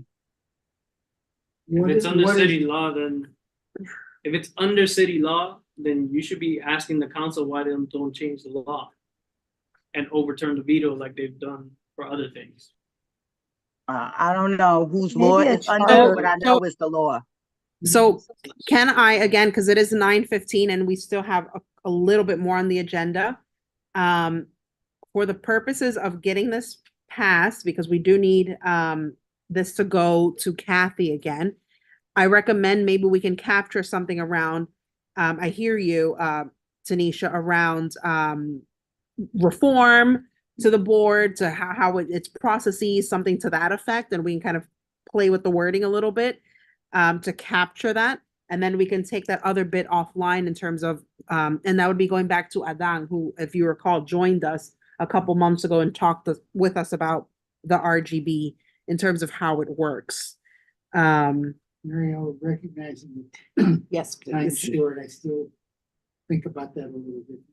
Okay, There's please. an action that the rent guidelines Mm. is going to take Mhm. within the next Week and a half. 15 days. Yep. I think any resolution we pass should be narrowly focused on that. And if in September we want to take up reform of the rent guidelines or anything procedural, fine, there's a lot to do. That can be an Tonight's- option. This Yeah. month's reso has got to be in this month. I think that's a fair point. What do you think about that, Tanisha? And then that also gives us time to actually come up with a bit more, do our research. We couldn't hear. Sorry, so what Richard said is that, he brings a really good point. They're voting on this on June 17th, so time is of the essence. We recognize that obviously the rent guideline board needs reform, but for the purposes of getting this through, let's focus on, again, calling for the decrease or kind of in support of the resolution that the councilwoman has put forward. And then in September, way before they start kind of having those preliminary hearings in the spring, start talking about or engaging and researching on the process of what does reform for the RGB looks like. That works for me. Okay. So with that, based off of kind of the discussion, can I get a motion on the floor to vote on the resolution? Again, using the framework that I've shared with you here, updating the figures, and then just getting that clarity from Council Member De La Rosa's office. So what percentage are we voting on? Jamila, you said she didn't give you back. It's right now it just says rollback in the paper, in the resolution. There's no, and it looks like that hasn't been, the percentages haven't been, or excuse me, the dates have not been updated since last year. Let's see, 2023. Yeah, but I think it's the same thing from last year, the 5% rollback, which is what she did last year. And so I'm just gonna get clarity from her office tomorrow morning on I it. would say we should, with you doing that, we should give you the resolution that points in that direction.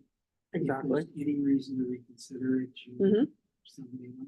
Yeah, and Kathy will need to sign off on it anyway, so because of the timing.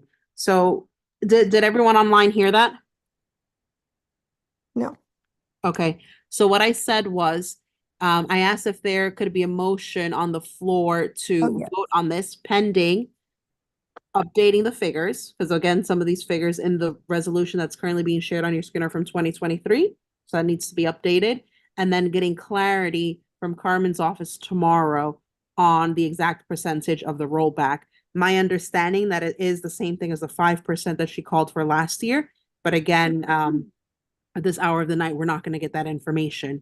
And again, the reason why it's the time is so important is because they're voting on this on the 17th, the same night as our executive meeting. So we do want to get this out. So if I can get a motion on the floor to vote on this. I move to vote on this. Okay, thank you, Indiana. Can I get a second? A second. Thank you. Okay, so we'll start with the votes. Indiana, how do you vote? Aye. Okay. Tanisha? Aye. Okay. Radia? Yes. Okay. Richard? Yes. Yes. Okay. Jay? Yes. Okay. Michelle? No. No. Okay. I vote yes. And then Marshall? Yes. Okay. So with that, it passes. So I will draft this and then share it with Kathy for signing on behalf of the board. Okay. Thank you. Let's move on. Me too. I hear you. Thank you. Thank you, Richard. Okay, sounds good. Thank you. I think we should be okay. And thank you for your patience. We've had a very long meeting this evening. I was just mentioning, we have a member of the community here who has an item under new business, and so I'm just appreciating your patience. Okay, and then lastly, we have the resolution. So this is the standards for inclusive and equitable housing developments. So this resolution, we did share with everyone several times, and I know a number of you have provided input into it. I realize I did not reshare it recently, so apologies. You might look it up. It's in the. Yeah, sorry. I don't want to Which one? dig in your folder. It should be the May meeting, I think. Yeah, HHS committee. Maybe May it's in there. Standards or nope. Maybe it's April. Sorry.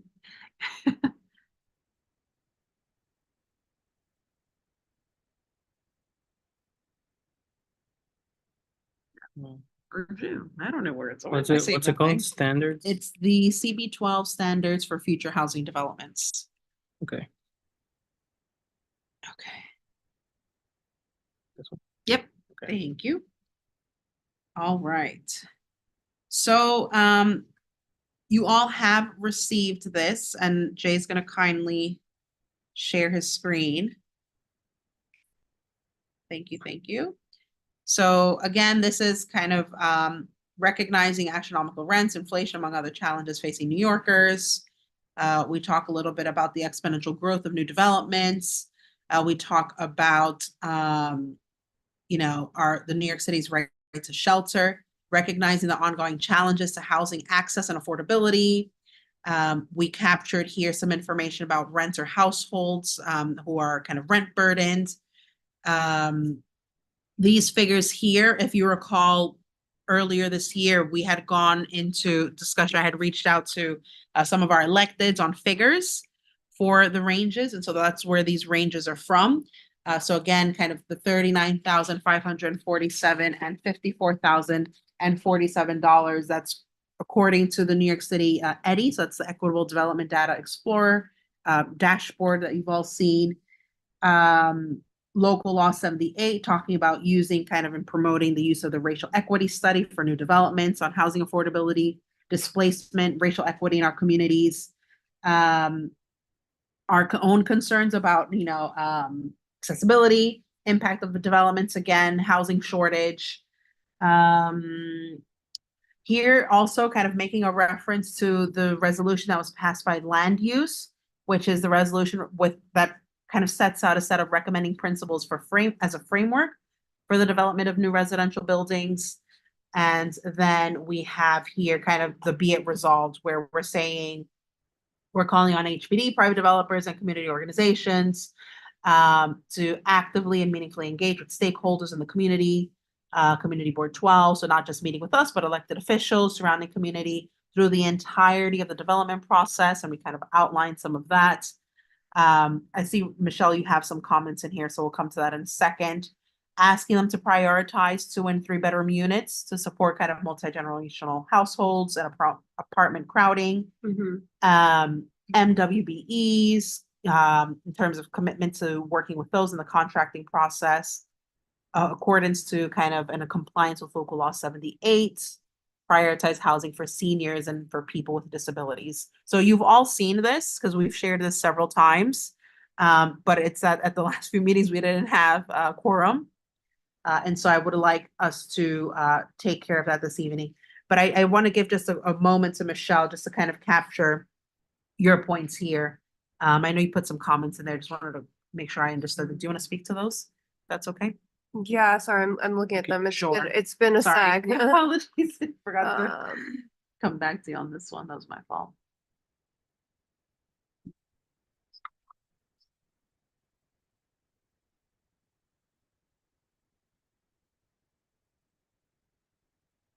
Let me see here. So I think here around your comment is, so we've put here, prioritize 100% affordable housing developments that are between 15 and 80% of the AMI. So I got this figure from Councilmember De La Rosa's office. This is what they was there kind of based off of their experience with working with constituents that come to their office, kind of really obviously with a strong kind of leaning towards the lower end of that. You kind of requesting services as it relates to housing. So that was kind of the range that was included there. I think it just was like I was looking at the HPD website and maybe I found that the numbers didn't quite match up with what I saw on the website. Okay. So we say here 31 to 50% family for it should actually correspond to a range of I thought my understanding is that would correspond to a range of incomes versus just like one income. And so I was gonna look at 31% of AMI. You said a family of 4. Yes. Family of 4, 30% AMI. And so yeah, 30 to 50 should be, I thought it would be from like 46,000 to like 77. So I didn't know where those numbers were actually coming from. I think I pulled this from the bands here. Right, the bands are here, but if Hold on, you, hold on. yeah, So uh-huh, I can see it on side to side. yeah. Okay. Sorry, we're just making sure that my numbers are right. Yeah, the bands are here, but my understanding was that if you go up to Yep. this one, that Mhm. corresponds to like what your Family. family size is. Okay. And so if you say 0 from to Yeah. 30%, I think that would be $0 of income to Yep. 46,000. And so I was like, oh, where's this 42,000 number coming from? It doesn't, 42, 36, right? Like Let it's me not see, hold representing on. a range too. No, hold on. Let me see. Where did I get that from? That's like the rent that you pay for it. Yeah, no, I see that, but I'm just trying to figure out where I copied this from too, because clearly it doesn't match. So that's would be 42,000 rent you're paying for a year for a family of 4? No, hold on. That seems like a lot to wait. It seems extremely high for 0 to 30%, 42,000. Hold on. I'm just trying to figure out where I got the numbers from, because I got some information from Tanisha, I think that's the household income, not the rent that they would pay for the year. Yeah, and that's what I'm saying. If it's the income is a little high. Okay. Especially if we're talking about fixed income, it's more like 11,000, 12,000 a year. Hold on 1 second. Hold on. Just want to make sure where, okay. Where did I get this?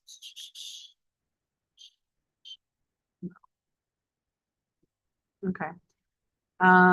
It might have been because I got like so many emails on this. There was a bit around ensuring at the lowest range, aging and people with disabilities are included, which we talked about there. Wanting the kind of community range again from 15 to 80% with an emphasis on the lower ranges. I am not sure where I found those numbers and I cannot. Okay, and then I have something else here. 61. Hold on. See this. Mm-hmm. Then I got this here from the census. Yeah. Could it be maybe from Eddie? Since you referenced Eddie earlier. I think some of it is from Eddie, honestly. That may be. That could be it. I think that's right, Indiana. So if that's the case, then let's change that. So it's okay. Or we could also just tweak the language that we say per the, and then write out Eddie. These are the like more accurate, income ranges for the area. Well, it's just confusing right now how it's written because you have a percent of AMI range, but you don't have an income range that corresponds to it. So it's kind of confusing to like understand whether that's like the average of the percent AMI from 0 to 30%, the median. It's some aggregation of it because it's not a range. Let's see. Yeah, so then it makes, I'm sorry, Indiana, go ahead. Oh, no. I was just saying, I see. So it makes it very confusing, right, Michelle? And then on there, like, so a person on a fixed income, let's say SSD or SSI, their income for the whole year is around $12,000. And I rounded it off. Right. So it should be 0 to I'm gonna add it now. 46. Yes, hold on. Just to, give yeah. me a second so that we can just. Oh, whoops! What did I do? Undo. There we go. There we go. Okay. Range. Oh,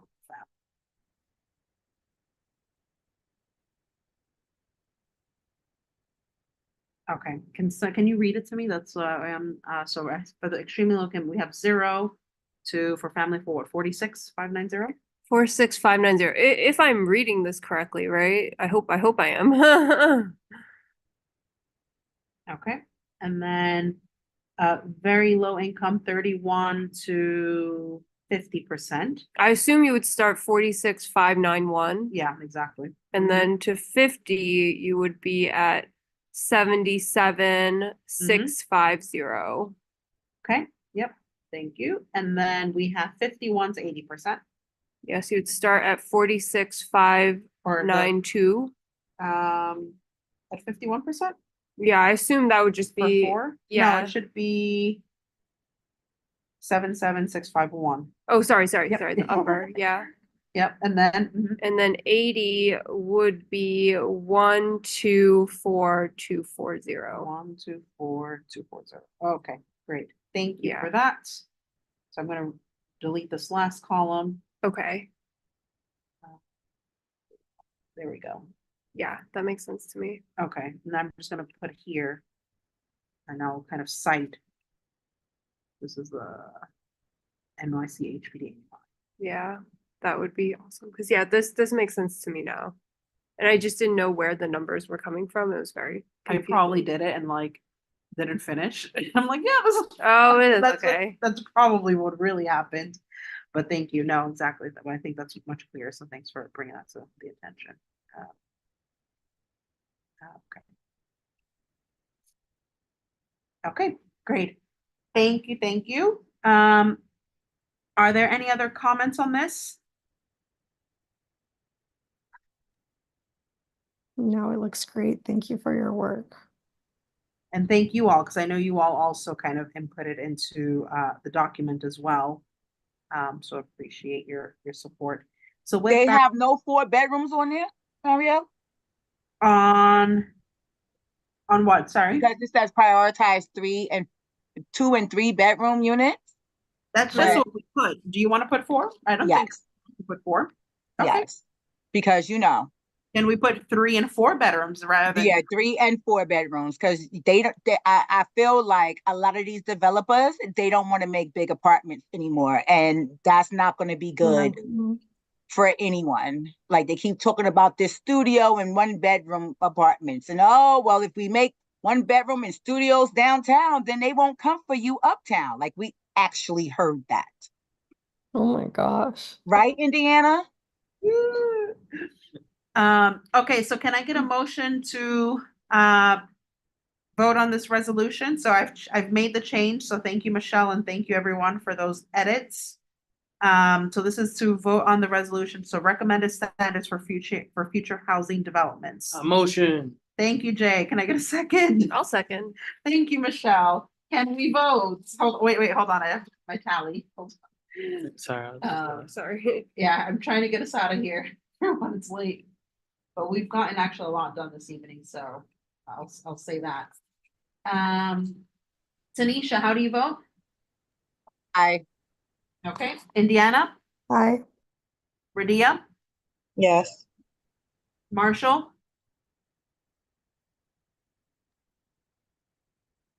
Ah, you're muted. There you go. What'd you say, Marshall? Yes. Okay. Jay, Yes. Michelle, Yes. Marielle, yes. Okay, great. It passes. Thank you all. All right. There was a bit around a statement on 4095 9th Avenue. I don't think we need a resolution for that. That was, I thought we might want to, but based off of what they presented, I don't think we need anything. So, and I'm seeing kind of nods and agreements, so I'll say we can move past that. But I think there is a point around, as we mentioned, just continuing to stay engaged with them throughout the process. And so once they actually have that report in the RFP, that they need to come to us and we need to see that. So there's that. Updates on committee priorities. I would just recommend, obviously we're having a summer break. I hope you all are able to get some rest over the summer. And we can kind of follow up on email in terms of continuing to engage on those pieces of work, like reform of the RGB, meeting with developers, budget requests, all of those things. And I know, so Jay and I, we're gonna kind of meet and kind of help sketch out what the year should look like, and noting when are the appropriate times to meet with these different agencies and involve in these different processes. So Can moving. I add? Mario, real quick? Something for us to, just for us to put on our agendas for when we start back next September. Supportive housing buildings. We have a lot of supportive housing buildings that are not offering real support. Over here by where I live, I cannot count the number of people who have died. I'm talking about the supportive housing on 163rd, 444 West 163rd. It's been open for like 3.5, 4 years. It is ran by Lantern Community Organization. We recently had a very unsafe situation where one of their residents who is not well, who needs more support, took their supportive dog and used the cars on Edgecombe to smash the dog into it. I don't know if y'all seen the dog of Washington Heights, but yeah, on the news, that happened around here. So Chair, like I would love support in holding these community-based organizations accountable for really not giving these people the support that they need, and also for accepting residents that they know need more support. Last year, we had a 21-year-old young man jump out of the 6th floor window right onto the ground and die. Recently, somebody that came to the block party last year was up in his house for 3 days dead, Chair, before anybody went to check on him. I really, really want us to hold these supportive housing buildings to task, because they are not doing their job, and it's creating a real problem in our community when it comes to public safety. I also attended the public safety meeting last night to talk to the 33rd precinct. They were not there. Yeah, that's one thing I know they've been trying to actually have them show up to meetings. Yeah, let's pick that up offline and figure out and kind of identify those pieces of work that are very important for us to work on starting in the fall. So thank you for that. But Marielle, the one question I had was, did you, or I don't know if you got a chance to talk to Wayne, but the presentation from the city at the land use meeting yesterday. That's what I was going to actually come see you on. Oh, okay, sorry. No, all good. So would you, because I was not able to make it, how did that go? Yes. So Tanisha and I both were there, and basically what we heard from Wayne was that he had sent over a list of questions that various community boards had put together, like follow-up questions, and he did not receive the answer from the city until like 3 p.m. yesterday. And he said it was like a 34-page packet, and he tried to get through it, and even he didn't get through all of it. So we had a long meeting with the department, and at the end, Wayne said, honestly, this information that you gave us today and the meeting that we're having right now has been really helpful, but we have not gotten through this information yet. So he didn't feel like they could vote on a resolution. And so we talked to them about timing, and they said that they were hoping to have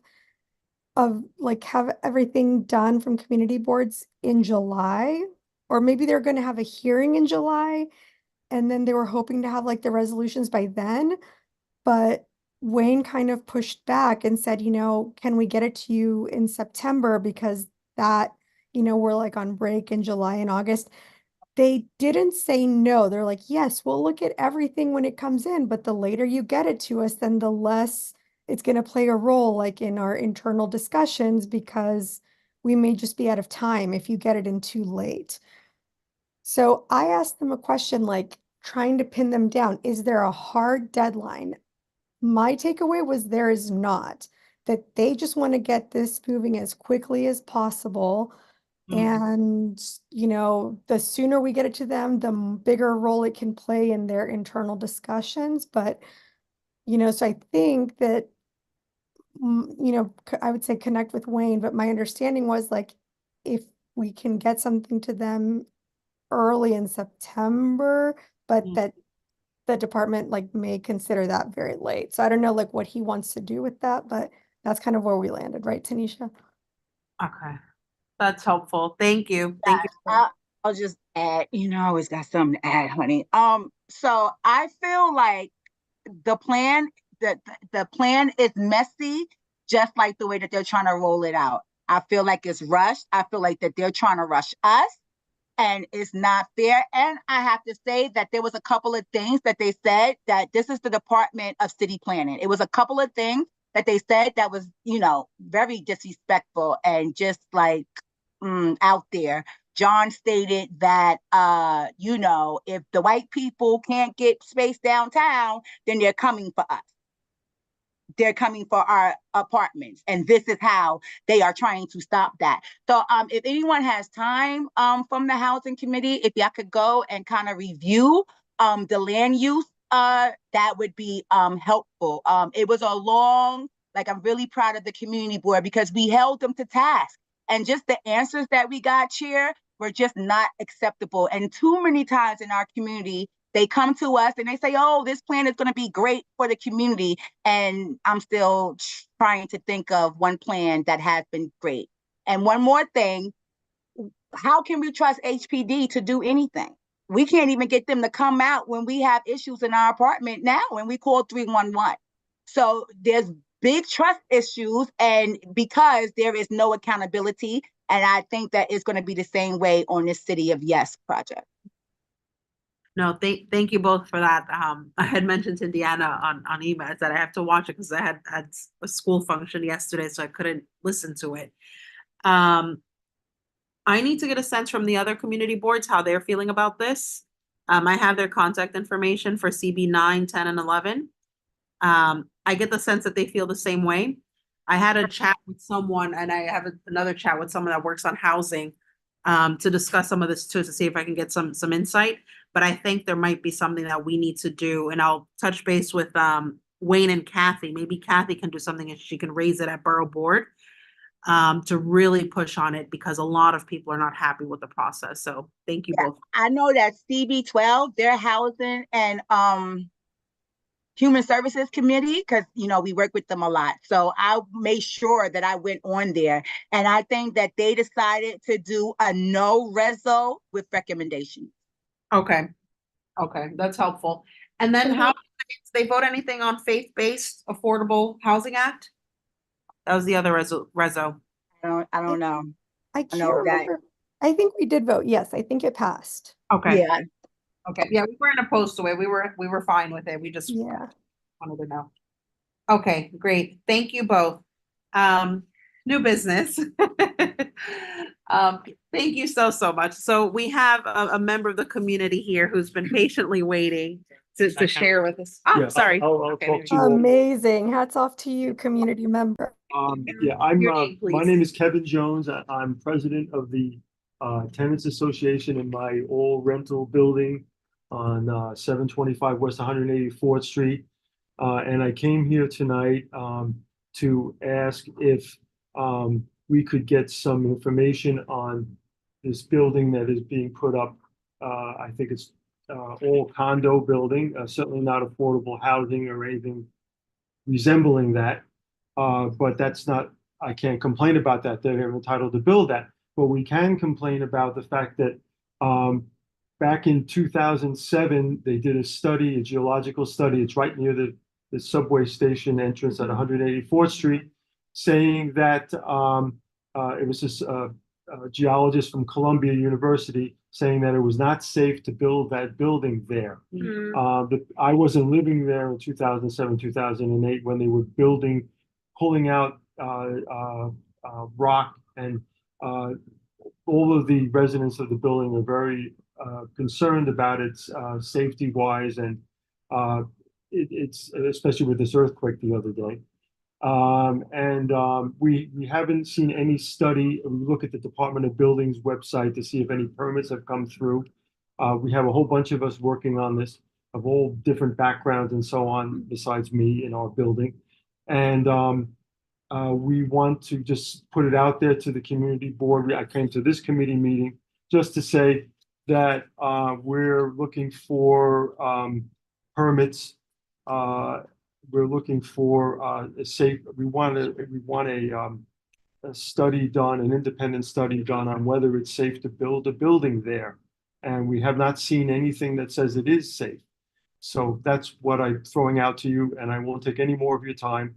I enjoyed very much attending this meeting. Otherwise, though, especially the affordable housing part. Yeah. sarcasm. What was the location of I'm sorry, the building is at,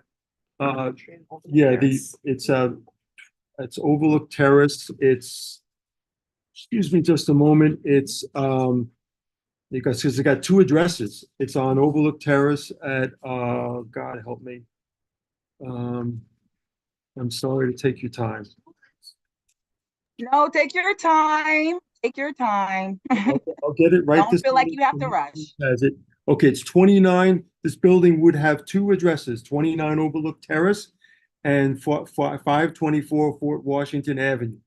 So that's Overlook Terrace and 184th Street. 524. 524 Fort Washington Avenue. And we're interested in working and finding out if this is going to be a safe project. And we have a petition started that we're going to ask for a study to see if it is a safe project. Okay, that sounds good. Thank you. Thank you very much, everyone. No, thank you for coming. So I guess a couple. No problem. We got a couple questions. Is he leaving? Oh, no, as I said, hold on. We're here to engage with you. Yeah, exactly. So thank you for joining and certainly hope that you continue to kind of come to meetings. In the Yes, I'm future. so happy to be here. You can't, I won't tell you my backstory. But I'm listening to all of this stuff tonight. And boy, I just hear so many things that resonate with me. Thank you. No, thank you. Thank We you. hope you come back. Spread the word. Exactly. Yes, Right? so- Bring community members with you. Bring the rest of the building. We Awesome. really try to do the best we can for our community. We have some amazing tenants in our building, some people who go way back. It's just a really interesting group and thank you. I'm really happy to be here. And y'all can always join virtually too. Yeah, I know. I'm not a big Zoom fan myself, but yeah. But maybe for some other community members, you could tell them that you don't have to go in person. You can attend on Zoom. Exactly. Yes. But So I have one question. I'm sorry, Chair, go ahead. Please go ahead. Just give me a second, Tanisha. So I understand that there's kind of a little bit of kind of some background, some additional background to the site. And so when you have a chance, if you could, I understand there was some emails or something. I'm not sure if you have them, if you wouldn't mind sharing them when you have an opportunity, I can share with the committee. So Okay, we can and gain that further would be emailed context. to you? Yes, exactly. And I Marielle? can Yeah, give you okay. my information. Okay. I can share with my colleagues here. The other thing is, so I am familiar with the site, but again, don't know all of the details of it. So thanks for coming here this evening. I know we do have kind of a community rep at DOB and we can kind of certainly ask and kind of certainly look into the this for you and kind of, the tenants that are That's what concerned. we would like. Just some We can ask about it, yeah. understanding what's going on. What's okay. We don't know what's going on. Okay, okay. Tanisha, please. Yes, thank you, Chair. Could you just elaborate a little bit more why you don't think it's safe to build there? Yes. Just so we have some context. Yes. I'll read off the study.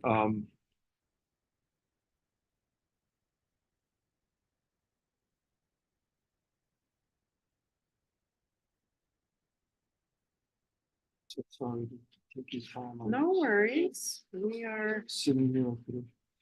no worries. Yeah, the only information I have here is that there was a 2006 study done by, I have his name somewhere, but it's not in these papers. Okay. A geologist from Columbia University saying it was unsafe to build a building of that size. This is a size of 23 stories in that location. And we haven't heard anything since from that.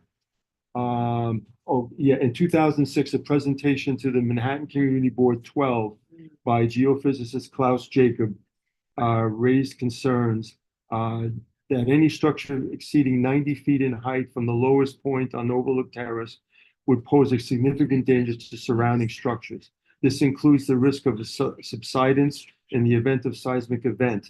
It is evident that erecting a 23-story building at this location would directly contravene these findings and jeopardize the safety of our community. I'm not sure the size that he said you could build there, but certainly not the 23-story building that we have plans. We have seen plans. It was also published in the Daily News, I think in March. One of us happened to see it in the building. That's all I can tell you. Okay. Again, when you have a chance, if you could send that email correspondence to us. Tanisha, do you have any follow-up questions? Yeah, I was writing them in the chat. I just wanted to say that 23 stories is rather large for Yeah. Fort Washington, Chair. And what do you know what type of housing this is supposed to be? Is this supposed to be housing or? Yeah, it's that I have right here. It's 23 stories, 100. Because you know Fort Washington, it's not cheap over there. 23 stories, 15 stories above Fort Washington, 164 condominium residences, 86 vehicle parking garage, 135,000 square feet of community facility. No confirmed affordable housing. I mean, Oh, so this isn't for the people of the community, Chair. this is not for the people of the community. This is no. Exactly. Lots of questions. But this is I understand from this office, that they're entitled to build that. It's the private, facility, whatever. 13 of the 23 floors are only 13 of the 23 floors are housing. 5 floors contain residential amenities. Top 2 floors are all amenity. 6 floors are community facilities such as a charter school, and 2 floors are parking. They can build as of right. Okay. Well, do send that to us. We when have you a an PowerPoint on opportunity. this, actually. I will, yeah, we'll see if we can dig into the archive of things. Yeah, that's what Paolo was Yeah, saying. We have exactly. to find stuff in the archive that Wayne. See what was Yeah. discussed then. Yeah, so we can follow that. Just want to acknowledge there's a comment in the chat by a member of the community, Josh, just kind of, wanting to know a little bit more about the site. So Josh, so just as I mentioned at the top of the meeting, June is our last committee meeting. And then we actually kind of take a bit of a summer break. And we don't start back up until September. And so what I can do is we can still ask DOB to see if they can get back to us, but that wouldn't be kind of then, bringing them or kind of getting a response from them until probably September. So we encourage you to please come to the September meeting and continue to come to these meetings so that we can get an update on all of that. Do you have a final question? Yeah, One point? last point is, I think Paula mentioned before she left to reach out to her and Yeah. you're in communication with her. Yes, I'm going to Oh, be in great. communication with them. I'm going to email Yep, you, yep. Yeah. Marielle Sure. and this committee. Yes. And I'm not sure where I'm going to go from there. Yeah. Paolo will show me to Yeah. Wayne. and- Figure out Yeah. exactly. The office is open during the Yes, summer, that's like what we don't meet, yeah. Right, I exactly. understand that. So I can still communicate with this office. For sure, Definitely, exactly. yeah. Yep. All right. Well, thank you, Kevin. Are there any other questions for Kevin? I don't see any. All right, so that was actually does anyone else have any items for new business? No.